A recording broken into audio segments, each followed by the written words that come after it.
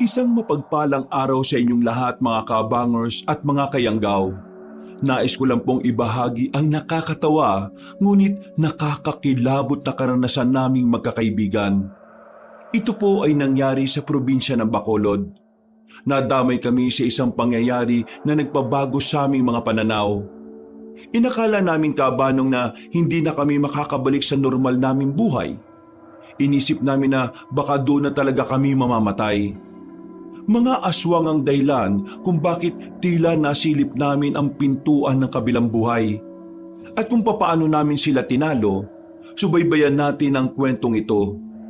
Kilalanin niyo na lang po ko sa pangalang Eric. Kabanong, mga kabangers at mga kayanggaw, ito ang aking kwento. Pero bago tayo magsimula, kung maaari sana'y pindutin niyo muna ang subscribe button kung bago pa lang kayo sa channel nating ito. Mag-subscribe na rin po kayo sa iba pa natin mga channel na ang Pamela Clamil at Kabanong version 2.0. Kung wala po sa nabanggit ko ang pangalan ng channel at hindi po ang picture ko ang nakalagay sa profile pic, hindi po natin channel yon. Huwag po nating suportahan. Huwag po tayong mag-subscribe o i-unsubscribe po natin kung nakasubscribe na po tayo. Nagnanakaw po yun ng ating mga videos. Naglalambing po ko sa inyo na ang suportahan lang natin ay ang mga channel na nabanggit. Mag-iwan na rin kayo ng comment at pindutin na rin ang like button. Napakalaking tulong po sa ating channel ang gagawin niyong pong ito. Isang malaking suporta po yun sa ating channel na labis ko pong ipagpapasalamat. At ngayon, sa ating pagpapatuloy. Kailan mo pa ba tinitiis ang sakit ng tiyan mo? Pambira ka naman oh. Tuwing pupunta kami rito sa bahay niyo, palagi kang masakit ang tiyan. Baka naman kasi kumain ka ng panis. Anong tingin mo sa akin? Walang pambili ng malinis na pagkain? Oo, brief nga, hindi ka makabili. Suot mo na naman yung brief ng lolo mo. Maya ka naman, patay na yun eh. Nagtitipid lang ako, no? Gaano ba kasakit ang tiyan mo, pre? Sobrang sakit eh. Lalo na kapag katatapos ko lang kumain. Pero nawawala naman siya. Kaso nabalik-balik din. Gusto ko sana magpa-check up sa bayan kaso malalaman ni mama na may ganito akong nararamdaman. Kapag nalaman niya na meron akong sakit, baka hindi na niya ako payagang lumabas-labas eh. Kilala niyo naman yun. Kahit ubo lang ang meron ka, ikukulong ka na sa bahay para magpagaling. Ayoko rito no, nakakabagot. Paano ka gagaling yan kung hindi ka magpapacheck up? Ano ba kinatatakot mo sa doktor? Ano ba kinatatakot mo? Doktor naman yung mama mo sa ospital ng bayan. Hindi ka talaga nakikinig eh no? O sadyang mahina lang talaga yung utak mo? Kasasabi ko nga lang eh. Walang ibang ospital dito sa atin, sa bayan lang. Kung gusto mo, bumiyahe ka ng mas malayo. Ang sakit na kasi nitong tiyan ko eh. Di pumunta ka na lang sa Maynila. Maraming ospital doon. Ang layo ng Maynila no, siraulo ka rin eh. Ayaw mo naman sa bayan eh. Ikaw yung siraulo. Sobrang sakit na nga kasi talaga. Meron akong alam na makakagamot sa'yo, pero hindi siya doktor. Ano yan? Mekaniko? Pakipaluwagan na nga rin tong tornilyo ko. Sumisikip na eh. Basta yung magagamot ako. Sino ba yan?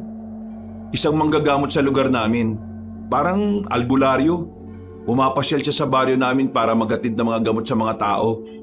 Libre lang minsan, pero meron siyang tinatawag na premium. Yun yung may bayad. Meron daw talagang epek yun sa kahit na anong sakit. Sige, dalhin mo na ako dyan. Sakit na eh. Anong oras na oh? Gabing-gabi na. Wala na sa baryo namin yung manggagamot na yun. Putik na yan. Saan ba nakatira yun? Hindi ko rin alam eh. Pero mamaya pag nakauwi ako, kakausapin ko yung tiyahin ko, baka alam niya. Kakausapin mo yung tiyahin mo? Bakit? Close na ba kayo? Kailan pa kami naging close nun? Kakausapin ko lang siya kasi kailangan. Sa ngayon, magtiis ka na muna, Jiro. Huwag kang mag-alala, sasamahan ka namin ngayong gabi. Hindi namin iniwan si Jiro sa bahay niya nung gabing yon, Kabanong. Nasa sala lang kami habang siya ay daing ng sakit sa itaas. Mga bandang 12:00, hindi na namin siya naririnig. Sinilip namin, nakatulog na pala ang loko. Napailing na lang kami ni Marco. Sa aming tatlo kasi, si Jiro ang may pinakamalungkot na buhay. Nakakaangat man ang pamilya niya pero madalas lang siyang mag-isa. Lahat ng kapatid niya ay may kanya-kanya ng pamilya. Ang nanay naman niya ay stay-in sa ospital, habang ang tatay naman niya ay stay-in sa sementeryo. Patay na kasi ang papa ni Jiro. Si Jiro naman, hindi niya magawang alagaan ang sarili niya. Pabaya sa kalusugan. Kaya hindi na kami nagtataka kung ano-ano na ang nararamdaman niya. Sumapit ang kinaumagahan. Agad na namin siyang ginising. Sa mga sandaling yun, wala nang sakit ng kanyang tiyan. Pero nararamdaman pa rin daw niya ang hilab. "Oh, kumusta ka na? Masakit pa ba?" Eto, konti na lang. Hindi na kagaya ng kagabi. "Sige na, maligo ka na. Pupunta na tayo sa amin. Baka nandun na yung matandang manggagamot." Mga 5 minuto lang kaming naghintay, Kabanong. Maya-maya lang din ay natapos na ring maganda si Jiro. Parang ligong itik lang. Meron pang sabon sa gilid ng tenga. Gamit ang sasakyan ni Jiro, bumiyahe na kami papunta sa amin. Hindi naman malayo. Kung tutusin ay walking distance lang naman. Pero mga tamad kasi kaming maglakad. Pagdating namin ay dumiretso na muna kami sa bahay. Kasama kong naninirahan doon ang tiyahin ko. Sa kanya kasi iniwan ng nanay ko ang bahay nang mamatay ang mga magulang ko sa sakit. Sa bungad pa lang, nakasimangot na kagad ang tiyahin ko. Iritado kagad siya nang makita kami. Ah, ano na naman ang gagawin nyo rito, ha? Magiinuman na naman kayo? Kaya aga-aga, ikaw Eric, wala ka nang trabaho puro ka pa inom. "Tiya, hindi naman kami mag-iinom. At saka, malapit naman na ako magtrabaho Naghihintay na lang ako ng tawag. Tatawagan na lang daw kasi ako Anong tatawagan? Baka tatawanan. Ano bang gagawin nyo rito, ha? Tiya, kilala mo ba yung manggagamot na nagpupunta rito sa baryo natin? At bakit? Sino may sakit? Ikaw? Nako, ang bata mo pa para mamatay. Tiya, hindi ako. Itong si Jiro. Masakit kasi ang tiyan niya, ilang araw na. Kung ganun dapat ngang magpagamot kayo sa kanya. Ang pangalan niya Kepwing. Dokling? Bingi ka ba? Ang layo ng Kepwing sa Dokling? Pasensya na po. Alam niyo po ba kung saan namin siya makikita? Kailangan ko na pong gumaling Napapabayaan ko na po kasi yung iniwang negosyo sa akin ng kapatid ko. Alam ko kung nasan siya. Pero sa isang kondisyon. Pambihira naman. Bakit may kondisyon pa? Hindi na libre ang mga impormasyon ngayon, no? Ano akala nyo sa akin? Basta-basta lang na tao? May direkta akong koneksyon sa kanya, no? Ano pong kondisyon? Bayaran nyo ako at ituturo ko kung saan ang bahay niya. Sige po, kahit magkano. Basta gumaling lang po ako. Sobrang sakit kasi, lalo na pagkatapos ko laging kumain. Pag-abot ni Jiro ng pera sa tiyahin ko, parang nagningning kagad ang mga mata niya. Parang nagliwanag ang paligid niya at lumapad ang kanyang ngiti. Napapailing na lang ako, Kabanong. Talaga palang ang matatanda ay mas nagiging masaya ang buhay kapag meron silang pera na binibilang. Nakatira si Kepwing sa dating Maisan.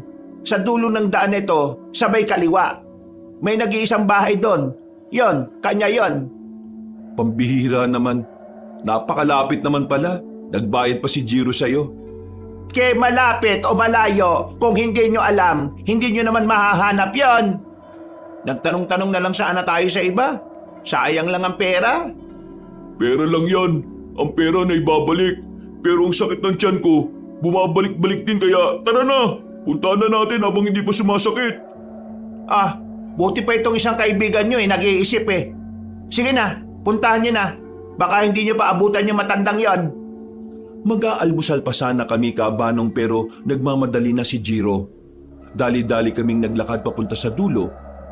Pagliko pa lang namin, nakita na namin ang nag-iisang bahay na naroon. Maliit lang yon pero ang lawak naman ng bakuran. Maayos tingnan at malinis. Pero nang makalapit kami roon, wala namang kaming inabutang tao. Ang nadatnan lang namin ay ang mga naiwang gamit doon. Oops, walang tao.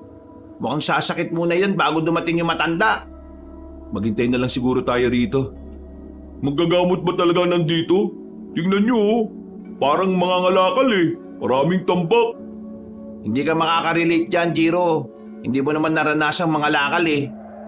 Mahirap lang din yung matandang yon. Kaya hindi nakapagtataka kung meron siyang sinasideline na ganito. Ako ba pinag-uusapan niya? Sino ba kaya? Bakit kayo nasa lupain ka? Nandyan na pala kayo. Mga trespasser! Ano kailangan niya? Oo, kalpa lang, kalpa. Magpapagamot lang po ako. Magpapagamot? Bakit? Anong sakit mo? Kayo po ba yung manggagamot na si Mang Kepweng? Ako nga. Bigla na lang sumulpot, pre.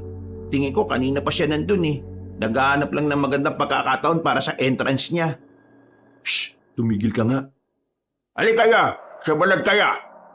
Biglang kumalma ang matandang lalaki at pinapasok na rin niya kami sa bahay niya. Napanganga na lang ako dahil hindi yun mukhang bahay para sa akin. Parang ang tambakan ng kung ano-ano. Ang sakit sa mata ng mga gamit na kung saan-saan lang nakalagay. Pinupo niya kami sa sofa na parang isang siglo nang hindi nalilinis. Maya-maya lang ay bumalik na rin siya dala ang isang tubig na may lumulutang panggagamba. Pasensya na kaya. Hindi kasi ako nakapaganda at nakapaglinis. Tubig lang ang kaya kong ibigay sa inyo ngayon. At gagamba.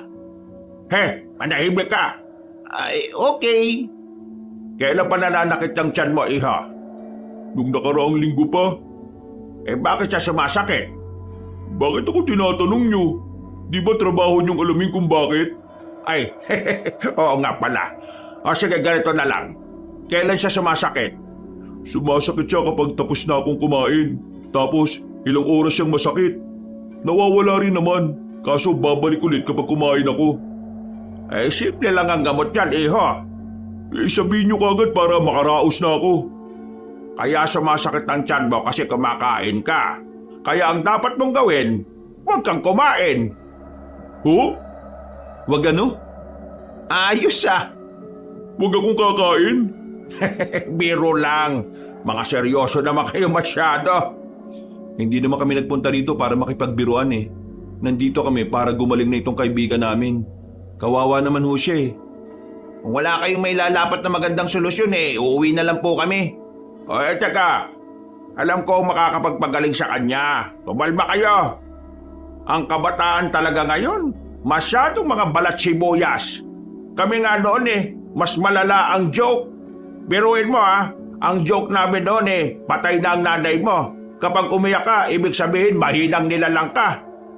Ano nga gagawin mo para mawala ng sakit ng tiyan ko? Kailangan mo munang kumain. Ho? Seryoso ba to? Hindi na ako mukhang nagbibiro kaya dapat maniwala na kayo. Bakit kailangan kumain muna? Kailangan maramdaman niya ulit ang pagsakit ng tiyan para malaman ko ang tunay na dahilan. Sige na, bumili na muna kayo ng makakain. Mas maganda sana kung mas marami. Nagugutom na rin kasi ako Manong, gusto mo lang yata kumain Kailangan niya nga kumain ng marami. Ang kulit mo Sige na. Kakain na ako ng marami. Pambira naman talagang buhay to. Marco, bumili ka nga. Agad na nag-abot ng pera si Jiro kay Marco Cabanong. Madali namang umalis si Marco para bumili ng makakain. Pagbalik niya, ang dami na niyang daladalang pagkain. Sabay-sabay na kaming nag-almusal noon. Marami din ang nakain ni Jiro para siguradong maumpisahan na ang gagawin ng manggagamot.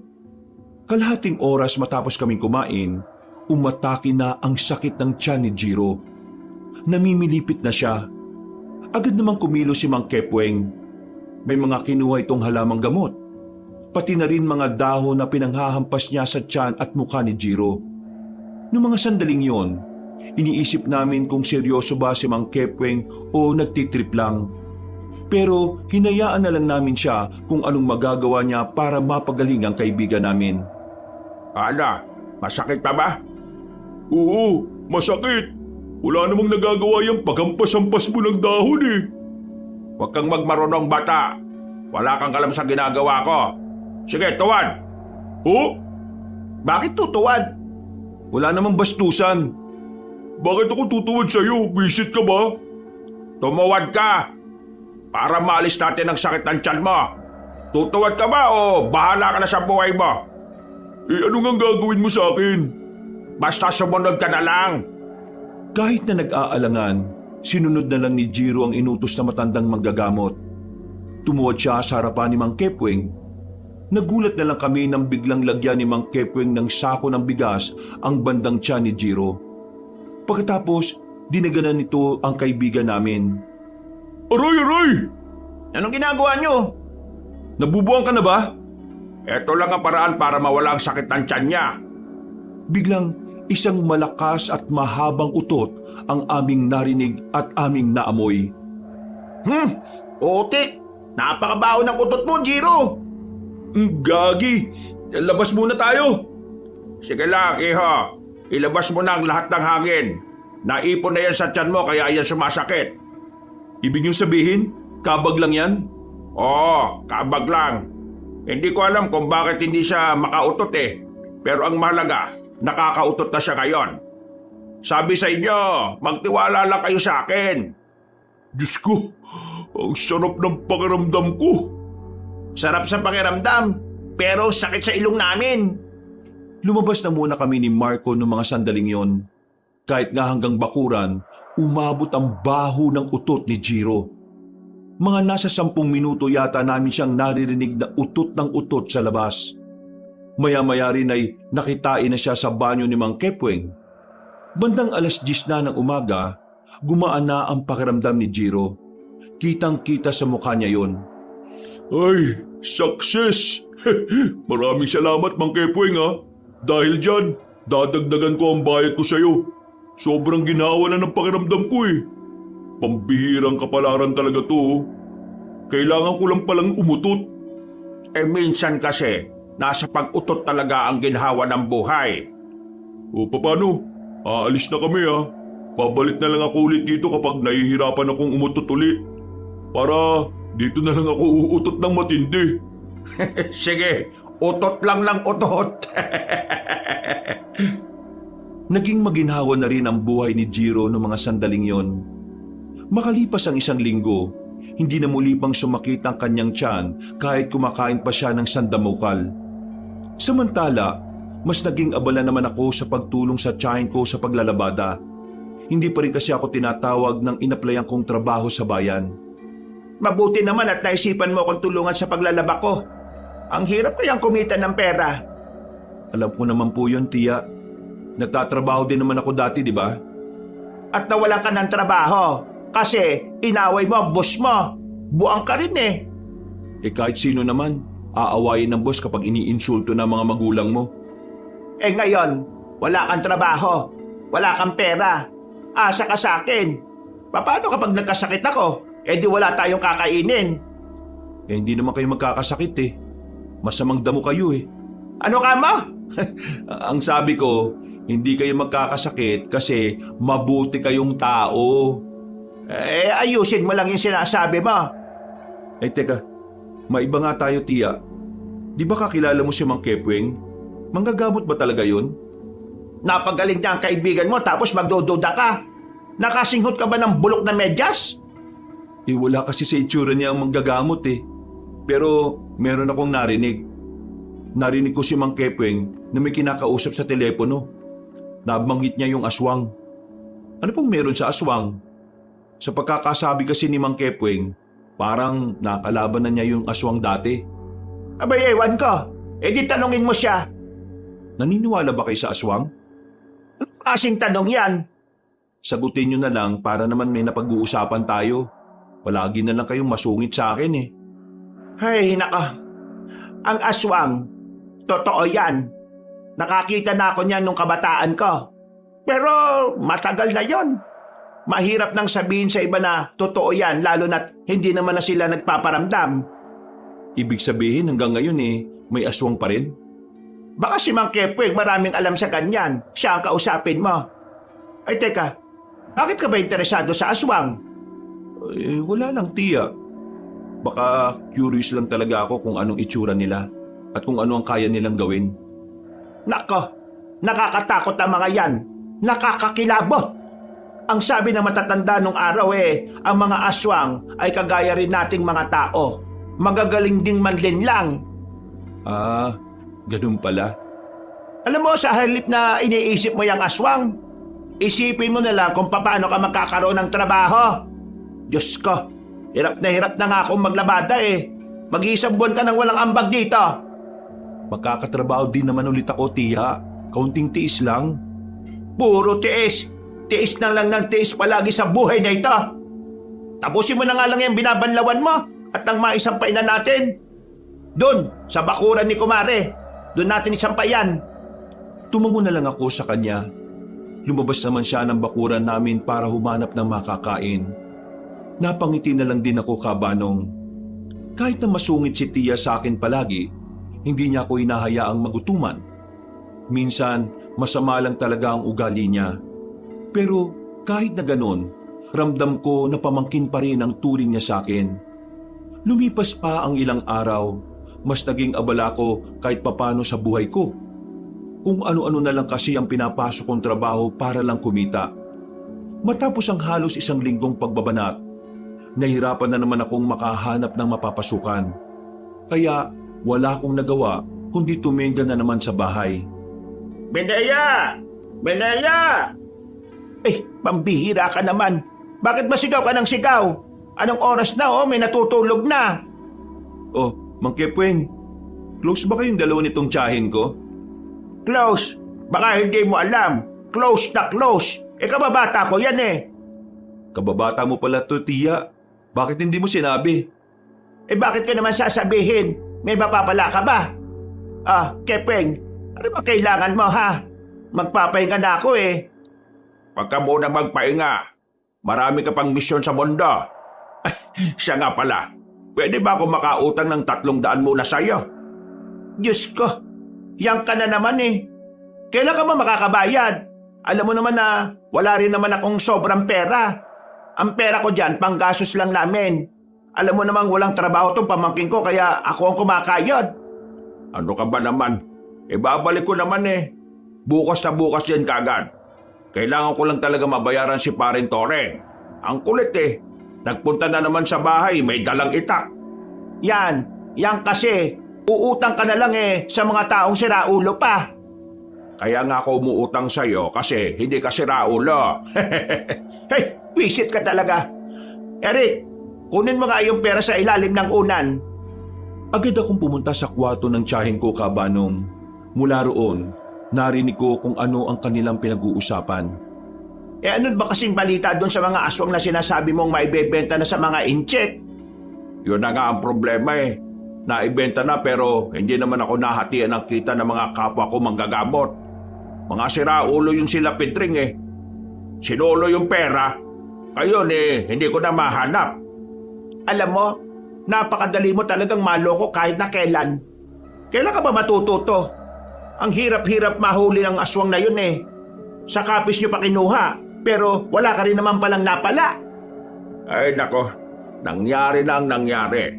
Hindi na may babalik. Kapag nakita ko naman si Pedring sasapakin ko naman siya sa mukha ng malakas. Baka sakaling magising yung siraulong yon.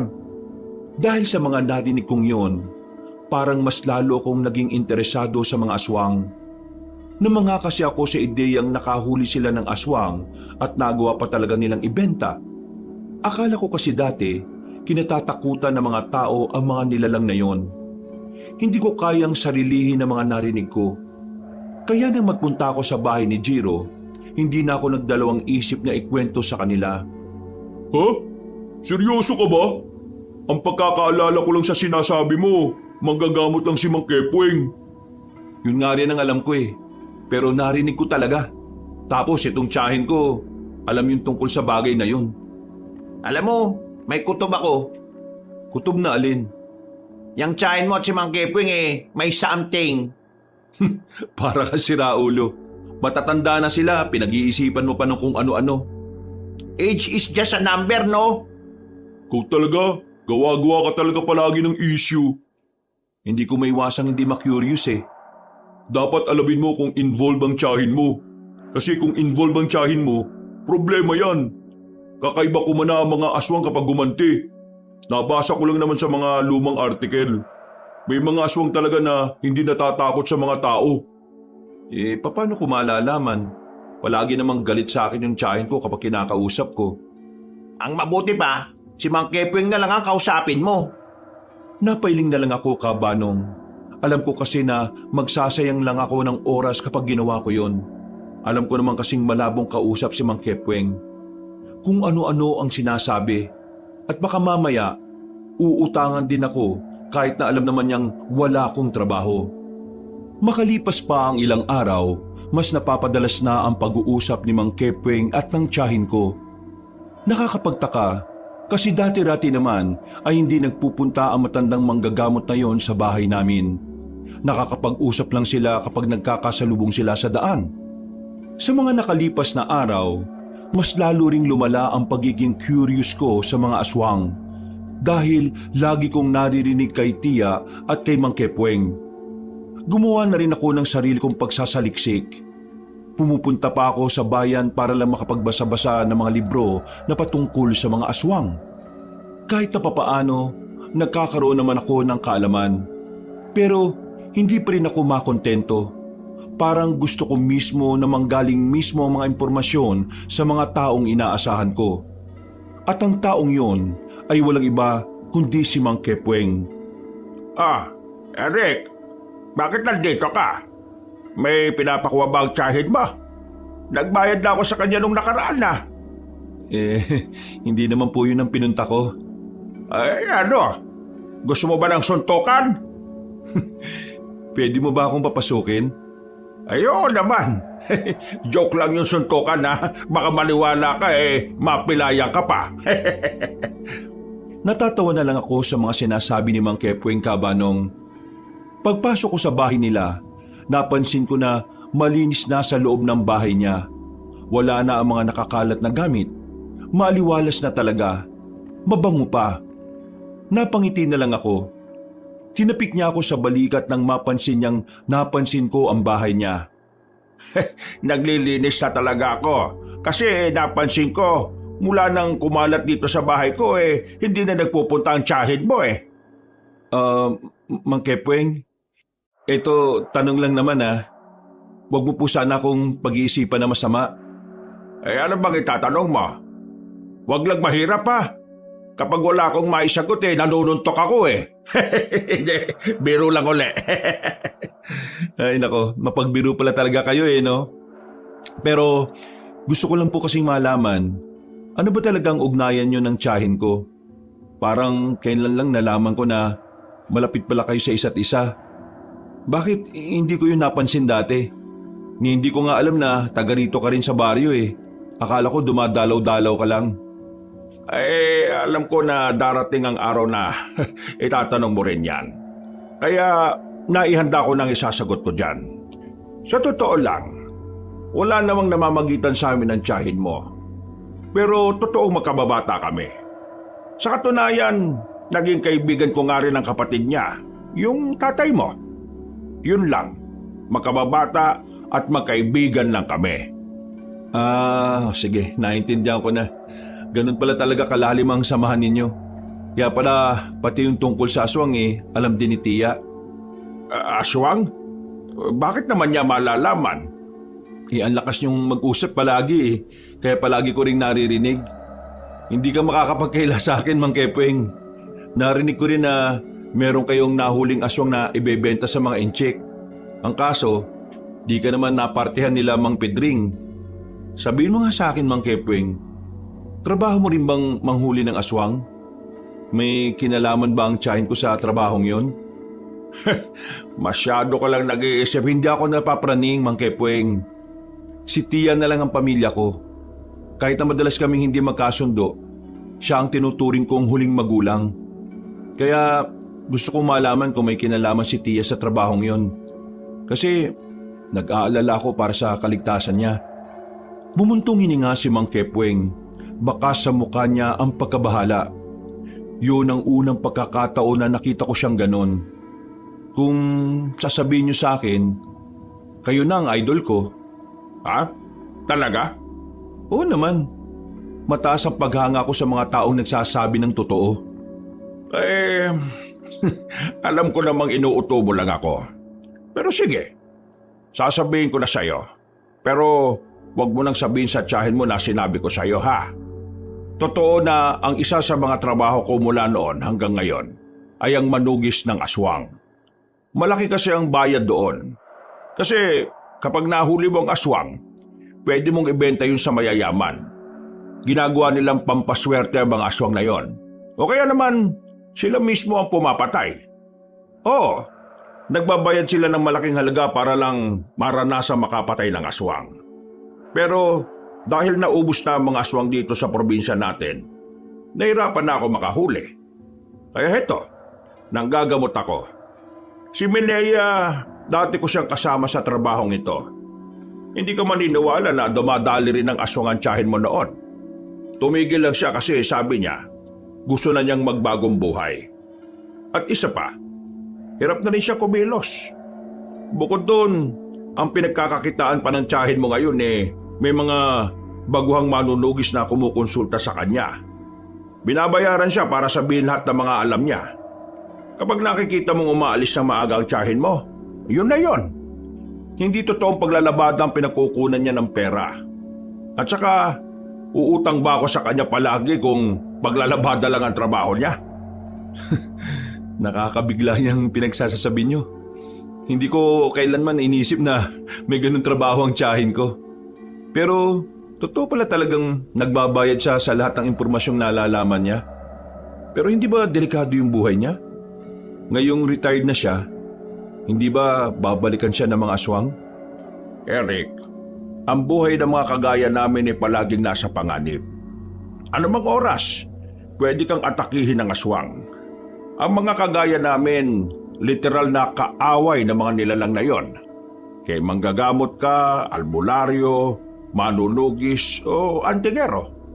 Pero ang maganda kasi ngayon, marami nang manunugis dahil sa ginagawa ni Minea. Kaya mga aswang, lumilit na rin ang mundo. Diyos ko, ito yata ang malaking plot twist ng buhay ko ah. Plot twist? Ang ibig kong sabihin nun, yung mga pangyayaring hindi mo inaasahan mangyayari sa buhay mo. Nasabi ko na sa iyo yung gusto mong malaman. Ngayon, ako naman ang maitatanong sa iyo. Ano ho yun? Gusto mo bang kumita ng pera kahit nanonood ka lang? Ho? Lumapad ang ngiti matapos sabihin yun sa akin. Kaya pala isasama niya ako sa lakad niya, kapalit nun babayaran niya ako. Magiging helper niya ako sa panggagamot. Madali lang naman ang gagawin kaya pinatus ko na rin kabanong. Kahit alanganing oras na, lumaga pa rin kaming dalawa. Kailangan ko rin naman kasi ng pera. Hiyang-hiya na kasi ako sa tiyahin ko. Wala ka namang ibang gagawin kundi alalayan lang ako. Minsan kasi yung ginagamot ko parang sinasapian. Makulit, malikot. Minsan nga gusto kong batukan Kung yun lang naman po ang gagawin madali lang naman siguro. Ayan na pala. Nandito na tayo. Kita mo yung babaeng yon? Yun ang gagamutin ko. Ang ganda niyan Magaling akong pumili, no? Ho? Ay, magandang gabi sa'yo, Binibini. Nandito na ako para gamutin ka. Pampira naman, Mang Kepweng. Anong oras na? Ang usapan natin 7:00. Ay, pasensya ka na, Iha, ha? Medyo may inasikaso lang akong ibang bagay bakit? Gustong-gusto mo na bang gumaling? Ano bang masakit sa'yo? Nahihirapan kasi akong humingi. Nahihirapan kang huminga? Ibig sabihin naninikip ang dibdib mo? Baka naman kasi masikip lang yung bra mo. Dapat alisin mo muna. Uy, sinasabi mo dyan? Hindi, biro lang. Tara na, pasok na tayo. Pinapasok na kami ng babae sa loob ng bahay nito kabanong. Malaki at malinis. Habang umiinom kami ng kape, ay kinakausap ni Mang Kepweng ang babae. Inaalam niya kung ano ang mga naging dahilan ng paninikip ng dibdib niya. Habang nakikinig ako, napapailing na lang din talaga ako. Halatang halata kasi na nang mamanyak lang si Mang Kepweng. Iha, seryoso na ha? Kailan nagsimulang manikip ang dibdib mo? Nung may makausap akong babae sa palengke, masama ang tingin niya sa akin eh. Akala ko nga kilala ko hindi naman. Kahapon lang yon. Kanina paggising ko, masikip na ang dibdib ko at masama na ang pakiramdam ko. May iba ka pa bang napansin sa babaeng yon? Napansin? Oo meron. Nagalit siya dun sa isang ali nung alokin siya ng tindang bawang. Napansin ko lang na masyado siyang maldita. Biglang sumeryoso ang mukha ni Mang Kepweng. Alam kong meron siyang naisip na kakaiba. Pero pinili niyang hindi na muna yung pagtuunan. Maya-maya pa, meron nang inilabas na kung anong gamit si Mang Kepweng. May binasa na muna siyang libro na ayon sa kanya, padasal yon para sa gagawin niyang panggagamot. Huwag ka magagalit ha. Kailangan kong hilutin ang bandang dibdib mo. Huwag ka mag-alala. Hindi naman ako titingin eh. Kailangan ko lang talagang malaman kung ano ang meron dyan. Hindi ko yun malalaman kung hindi ko mahahawakan. Sigurado kang hindi mo ako mamanyakin ha? Gagamutin kita, iha. Hindi ko gagawin sa'yo yun. Hindi ko gagawin sa'yo yun. Ano ka ba naman? Diyos ko, para-paraan talaga. Eric, lumabas ka muna. Ho? Akala ko ba helper ako? Nakita ko kasing wala ka palang ganong gagawin dito kasi naninikip lang naman palang dibdib at masama ang pakiramdam. Pambihira, susuluhin mo lang eh. Sinunod ko na lang ang sinabi ni Mang Kepweng Kabanong. Lumabas na lang ako. Na mga 10 minuto na ako naghihintay sa labas, narinig ko na may mga kumakalabog na sa loob. Kasunod noon ay malalakas na angil. Sa mga pagkakataong yon, kinilabutan ako. Lalapit na sana ako roon pero nakita ko na lang na lumabas na si Mang Kepweng. May dugo na siya sa bandang balikat. Oh, Mang Kepweng, ano nangyari? Aswang pala sa naulong babae yan eh. Ho? Aswang? Pinlano niya ang lahat ng to para patayin ako. Ganun na pala ako kasikat para gawin niya yon. Hoy, babae! Lumabas ka dyan! Kalabanin mo ako rito! Hinamon mo pa talaga? Duguan ka na oh. Watch and burn! Anong burn? Baka learn! Natigil lang ang pag-uusap namin nang biglang kumalabog na ang bintana. Lumabas doon ng babaeng si Elaine. Nasa mga sandaling yon, iba na ang itsura. Malayong malayo na sa maganda nitong muka. Anong ginawa mo sa mga nakatira sa bahay na yan? Gusto mong malaman? Pwes, patayin mo ko. Sira din pala ang ulo mo no? Paano ko malalaman kung patay ka na? Ikaw na lang ang natitirang manunugi sa listahan ko. Kapag nakuha ko ng ulo mo, matutuwa sa akin si Pinuno. Hindi mo makukuha ang ulo ko. Sa taas man o sa baba. Pambihira, bastos ka pa rin sa ganitong sitwasyon? Gumilit ka nga, Eric. Panoorin mo kung paano ko pupulbusin ang babaeng ito. Sigurado ba kayong kaya niya yan? Wala ka palang tiwala sa akin no? Manood ka!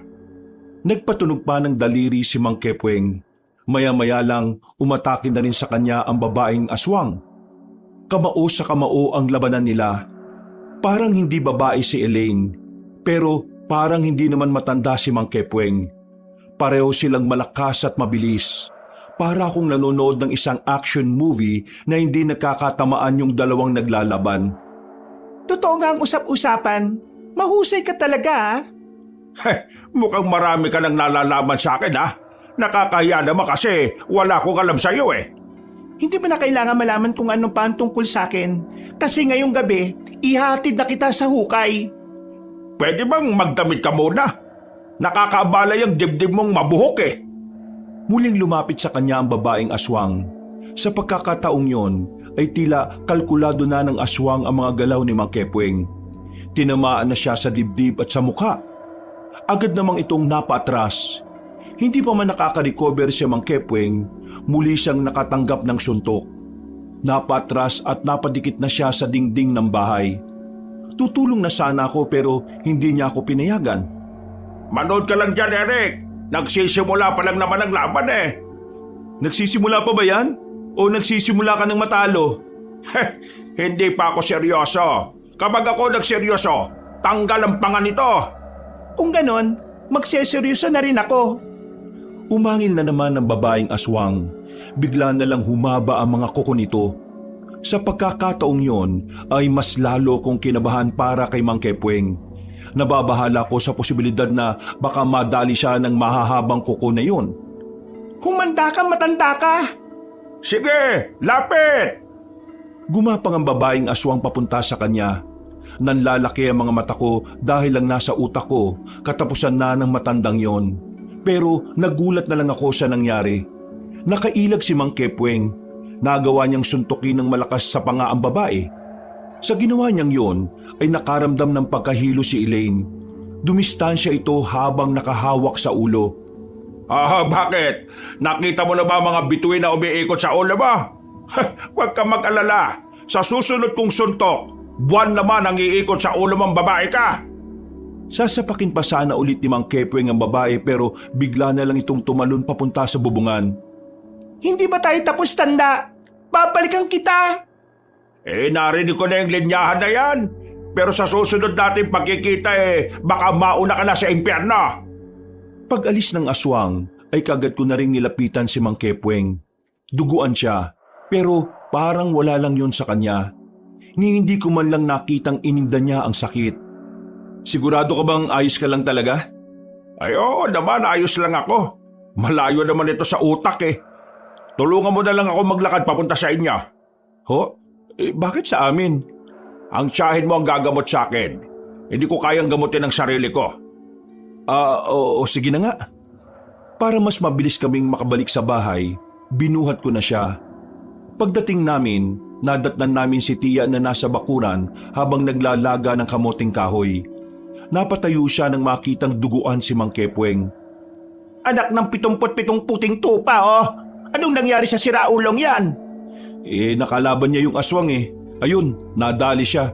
Pero nasapak naman niya sa panga yung babaeng aswang. Tumakas. Yung gagamutin ko sana ngayong gabi aswang pala. Hindi ko naramdaman. Hindi ko man lang nahalata Paano niyo mahahalata wala ka namang ibang inatupag kundi ang manyakin ng babae. Walang yaka pala talaga Anong ginagawa niyan dito? Itakbo mo na yan sa pinakamalayong ospital. Hoy, Pinea, sige na, gamutin mo na ako. Huwag ka na mag-alinlangan, Tia. Alam ko na ang lahat ng itinatago mo.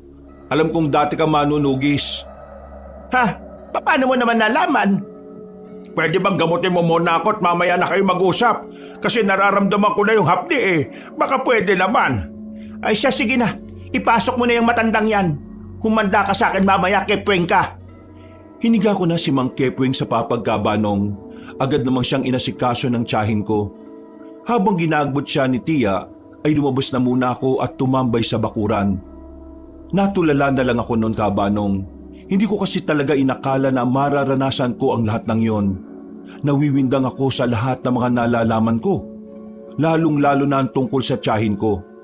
Na inakala ko noon ay pangkaraniwang tao lang talaga. Pero may kakaiba rin pala itong nililihim. Dakong 2:00 na madaling araw, natapos na rin si Tia sa paglilinis ng sugat ni Mang Kepweng. Lumabas siya habang dala ang isang tasa ng kape. Inabot niya sa akin yon. Medyo nanibago ako kasi hindi naman siya ganun sa akin sa araw-araw naming magkasama sa bahay. Kumusta na po si Mang Kepweng? Ayun, maayos na kalagayan niya.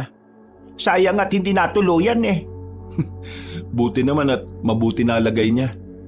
Anong nararamdaman mo kanina habang nasasaksihan ng pakikipaglaban ni Kepweng sa aswang? Siyempre, nagulat ako. Akala ko kasi normal na tao lang talaga yung babaeng yun. Pero isa palang aswang. Pero mas nagulat ako nang makita ko kung paano makipaglaban si Mang Kepweng. Parang hindi siya matanda Ang lakas ng suntok. Hilong-hilo yung babaeng aswang Nasabi sa akin ni Kepweng na alam mo na ang nakaraan ko. Wag ko kayo mag-alala, Tia. Wala naman akong pagsasabihan nun Wala naman akong pakialam kung sino ang gusto mong pagsabihan. Ang dahilan kung bakit ayaw kong malaman mo ay dahil ayaw kong madamay ka sa maaaring panganib na nakadikit sa akin. Bago namatay ang mga magulang mo, sinabi ko sa kanila na hindi kita hahayaang magkaroon ng kaalaman tungkol sa mga aswang. Pero ngayon, hindi na kita napigilan. Ang gusto ko lang, huwag kang mapapahamak. Ang sabi ni Mang Kepweng, nasa panganib ang buhay nyo. Hindi ka ba natatakot na baka isang araw bigla ka nalang atakihin ng aswang habang natutulog ka? Matanda na ako. Ang dami ko nang nagawa sa mundong ito. Kung sakali mang mangyari yon, tatanggapin ko yon. Mas nakakatakot kapag namatay akong walang dalang karangalan pag-akyat sa langit. Hindi ko inakala na may ganyan ka palang side, Tia. Ang pagkakakilala ko lang sa'yo, palagi kang iritado, buwisit na buwisit ka sa buhay. Baka inakala mo na mabait ako. Nagkakamali ka, Eric. Masungit talaga ako. Alam ko naman na hindi ka mabait. Kung ano man ang nalalaman mo, huwag mong masyadong pansinin. Kumilos ka pa rin ng gaya ng dati. At ayaw kong pag-usapan yon. Kinalimutan ko na yon. Lahat ng mga nangyayari ngayon na may kinalaman ng mga aswang, si Kepweng na ang bahala doon. Kinaumagahan, maaga kong nagising dahil sa lakas ng boses ni Mang Kepweng. Parang walang nangyari sa kanya dahil napakadaldal pa rin. Inabutan ko silang nag-uusap ni Tia. Kumuhay pa sa akin si Mang Kepweng nang makita kong nasa pintuan na. Gising ka na pala. Halika na. Sabayan mo kaming ubusin itong kamoteng kahoy. Kumusta naman po ang sugat niyo, Mang Kepweng? Huwag ka mag-alala. Gumagaling na agad. Itong tiyahin mo kasi expert yan sa panggagamot. Nung araw kasi, bigwas na kaya kita riyan. Kasasabi ko lang na ayaw ko ng pag-usapan ng nakaraan Napakamot na lang sa ulo si Mang Kepweng. Pagkatapos ng usapang yon, ay inihatid ko na rin si Mang Kepweng sa bahay nila. Ako naman ay dumiretso na lang sa bahay ni Jiro para ikwento ang mga nangyari. Pero pagdating ko sa bahay nila, inabutan ko si Jiro na parang problemado. Si Marco naman sa gilid napapakamot na lang sa ulo. Anong nangyari dyan? May problema pero ayaw pang sabihin. Saka na raw kapag ready na siya. Ha? Anong problema, pre?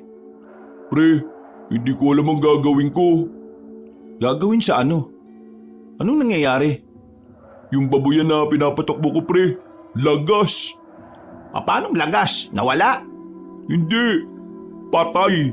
Pinatay. Pinaslang. Dinedo. Ano? Kanina, tumawag sa akin yung katiwala ko sa baboyan. Pagbukas daw nila ng baboyan, yung mga baboy patay na. Wala na mga dugo yung baboy, pre. Wala na ring laman loob. Ang sabi ng katiwala ko, meron siyang nakitang babae doon. Parang aswang daw Mahaba ang buhok ng babae, matangkad, maputi, nakasuot ng itim na damit at pantalon na maong. Ha? Bakit alam mo? Kagabi, may nakalaban si Mang Kepweng na babaeng aswang. Nagpanggap na magpapagamot sa kanya. Aswang pala. Tingin ko, matapos talunin ni Mang Kepweng yon, naganap siya ng makakain para maibalik yung lakas niya. Kasalanan pala to ni Mang Kepweng Kung hindi niya kinalaban, hindi manghihina yung aswang. Buwang ka ba? Kung hindi niya kinalaban, baka namatay si Mang Kepweng at baka pati ako. Visit na aswang yan Ako ngayon na mayayari kay kuya. Sasabihan na naman ako na wala akong kwenta. Wala kang kasalanan sa nangyari, pre. Hindi mo naman kontrolado yun Anong balak mo ngayon? Hindi ko alam. Sinabi ko naman sa nanay ko pero hindi naman naniniwala sa akin. Nasabihan pa ako nagdodroga Ay nako, hindi ko na talaga alam ang gagawin ko. Hindi mo na may babalik ang buhay ng mga baboy. Patay na yan Pero pwede silang palitan. Ang gawin mo, lahat ng ipon mo, ipambili mo na lang ng bagong baboy. Hindi muna ako bibili ng baboy hanggat may aswang pa.